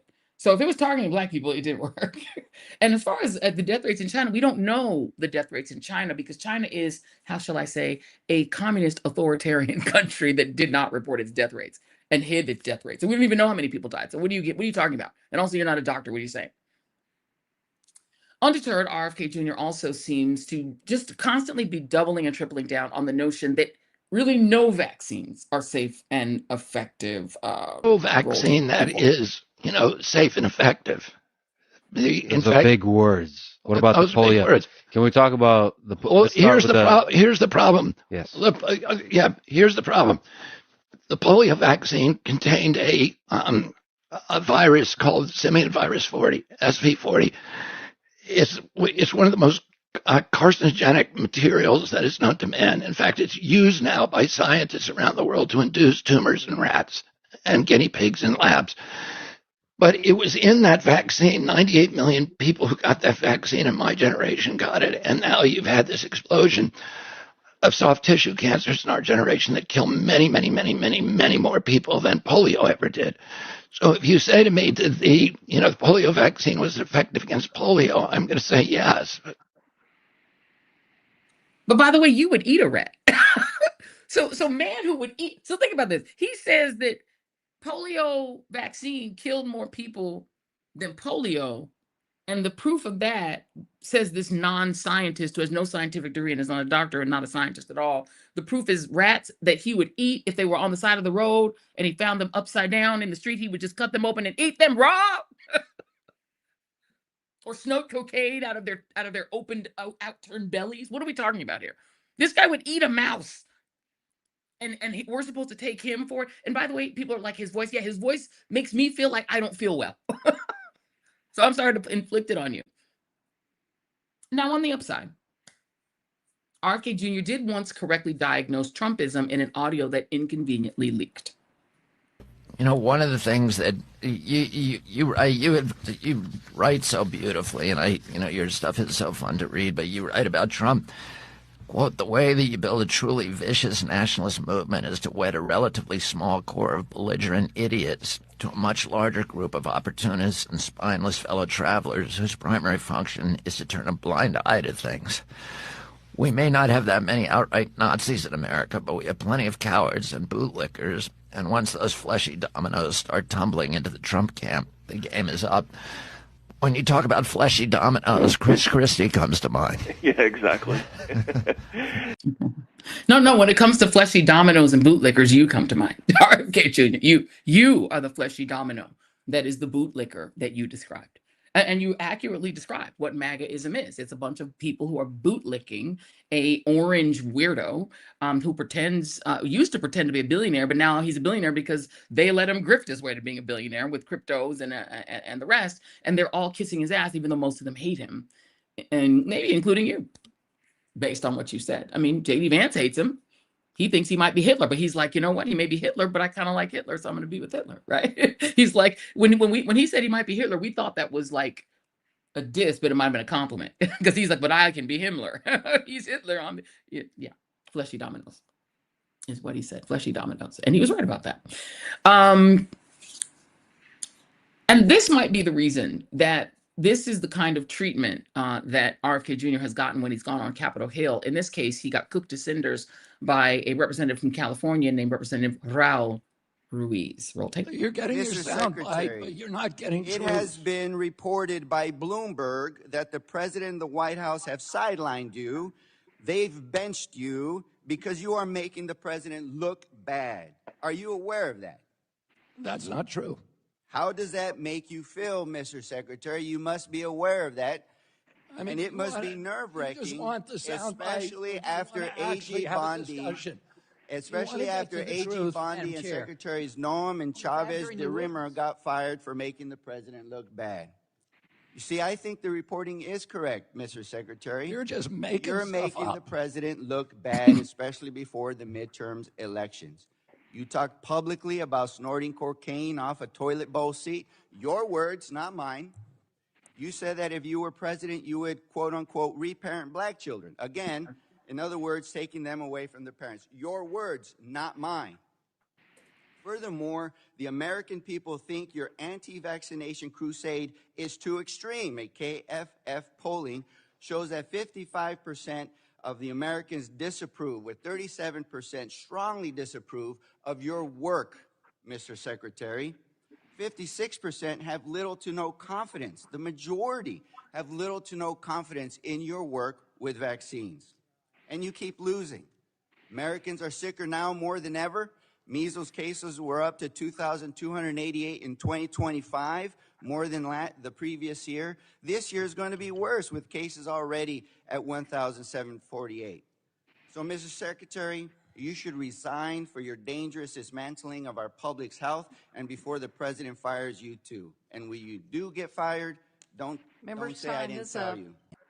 We are all Representative Raul Ruiz. Bravo to him, because we can't wait for that dude to get fired. Although I fear who Donald Trump would replace him with. Matahari in the chat on the YouTube side called RFK Jr. Dr. Popper, and now I can never unhear that.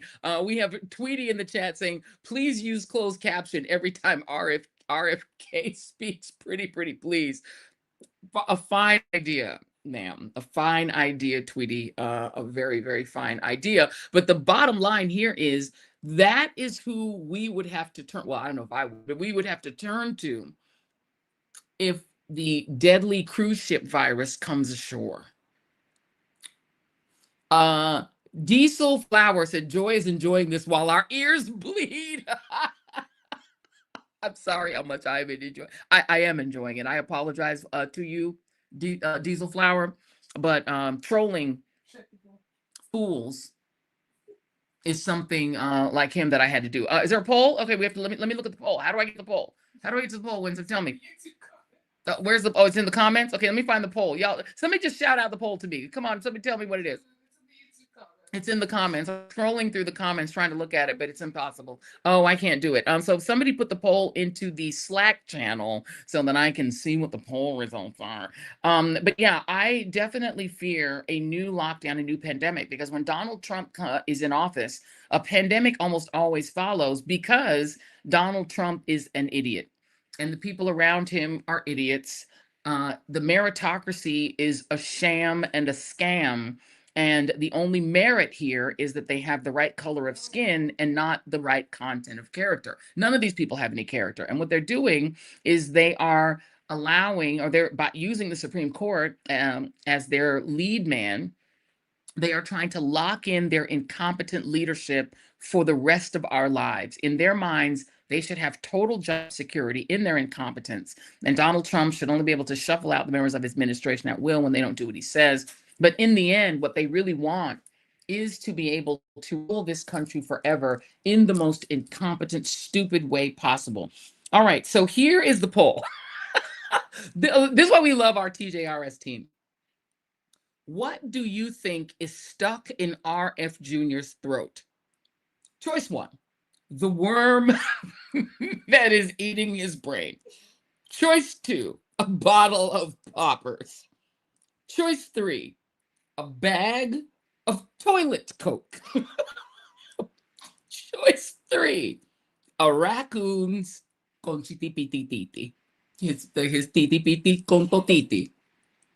A raccoon's con chitititi, a bag of toilet coke, a bottle of poppers, which, as you know, are what caused the AIDS pandemic, and the worm that is eating his brain.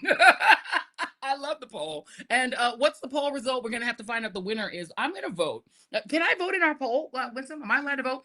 Winsome, our fine producer who is sitting across from me, has said, and who also, by the way, is one of the suspects in who ate my mosh bars. I'm just saying, I appreciate her assistance in this moment, but she looks like she had a good snack today, and I feel like it was my mosh bar. I mean, just look happy. It means you have a smile on your face, and I think you might have done it. But you contributed a fine poll. I have all of the above seems to be trending in the chat. And I think what might be happening, you guys, as before we hit our moment of joy, is that the worm that's eating his brain is also on both toilet coke and poppers simultaneously. It is a worm that is high as hell on poppers and toilet coke, and which, even as it's eating his brain, is wrapped with its little worm body around a raccoon's conchititi pipi. That's my answer. And I'm sticking to it. Give me back the phone.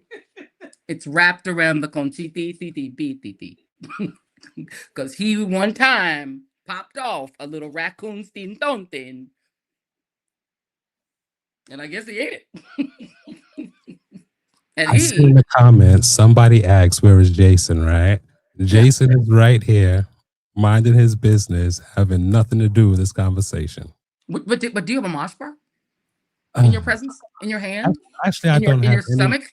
I have no mosh bars today. I've sure? had, as I've said many times before, I haven't tasted none because you and Winsome, Wanjiro also just eats them. Oh, y'all let Nither off the hook.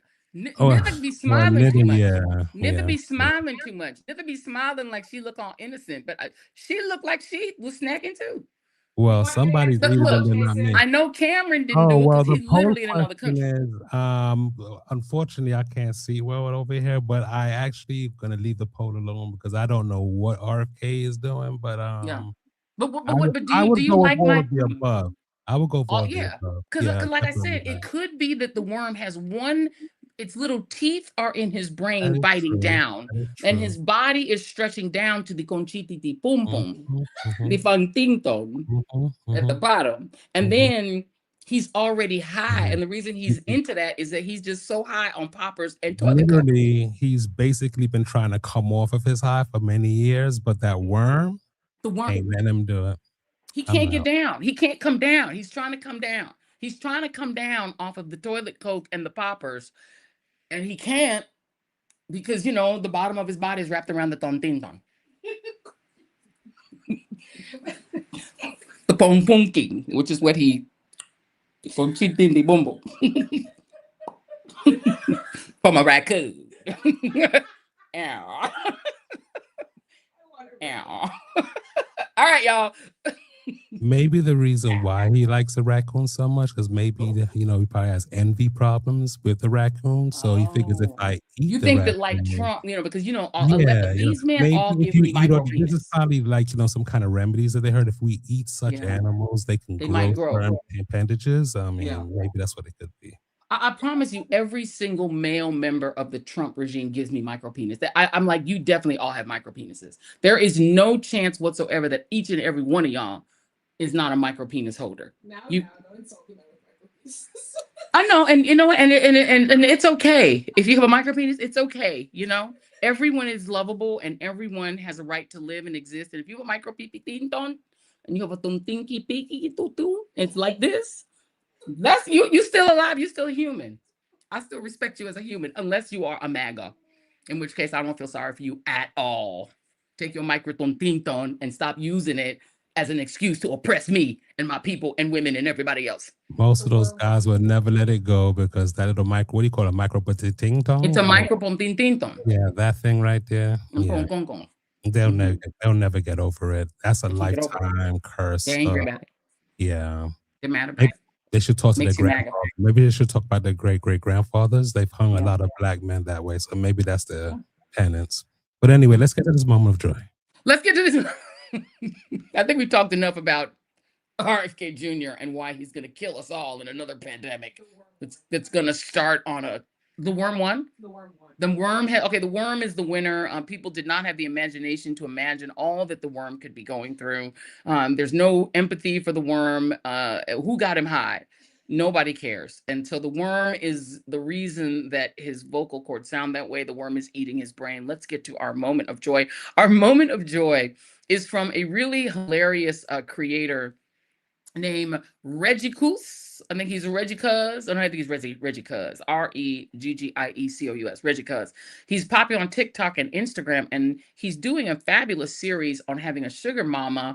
And as we play this, please feel free to sing along because apparently this has been around a long time and the young people already know it. Here it is. Moment of joy. In your text about the new computer you wanted, and I'ma give it to you. Yes. Under one condition. No, what is that? You better let me feel them body parts.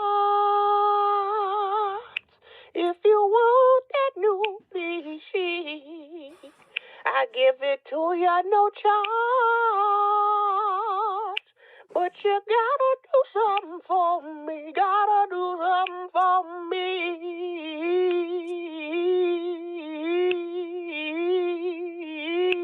Woo!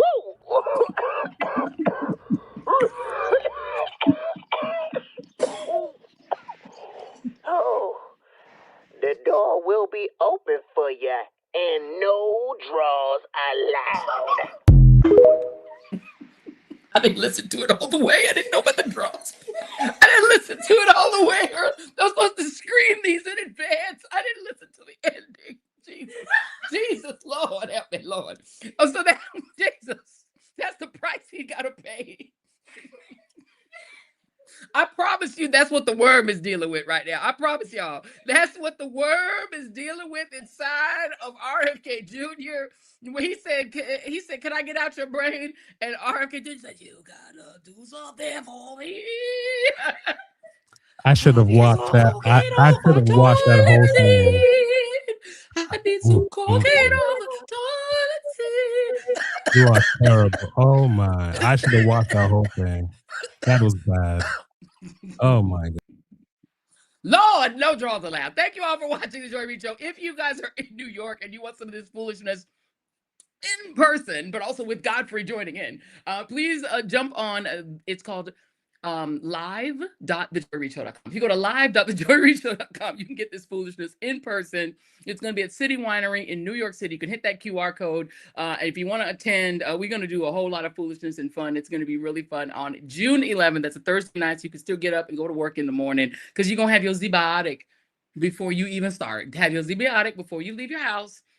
Come on over. Maybe have a mosh bar so you're not too full because you won't overspend. And then you come on over, have some cocktails with us. You can even get a security. We are plotting. That's one little tease I'll give you is that you'll be able to taste security because we're going to make sure it is at the bar and that they know how to fix it properly. So if you're in New York, and yes, those of you who are saying come to Chicago, come to Atlanta, our very first one is going to be in New York City. But that's not Godfrey. That is Rick Wilson. Tricky Ricky. Oh, I'm looking forward to this. On tomorrow for our Substack Premium fans, and that is our upscale super nerds over at Substack. Tomorrow's guest on our noon chit chat, we call it Joy's House Insiders. It's gonna be me and Rick Wilson, baby. Listen, I know Rick's. I mean, we're gonna cuss.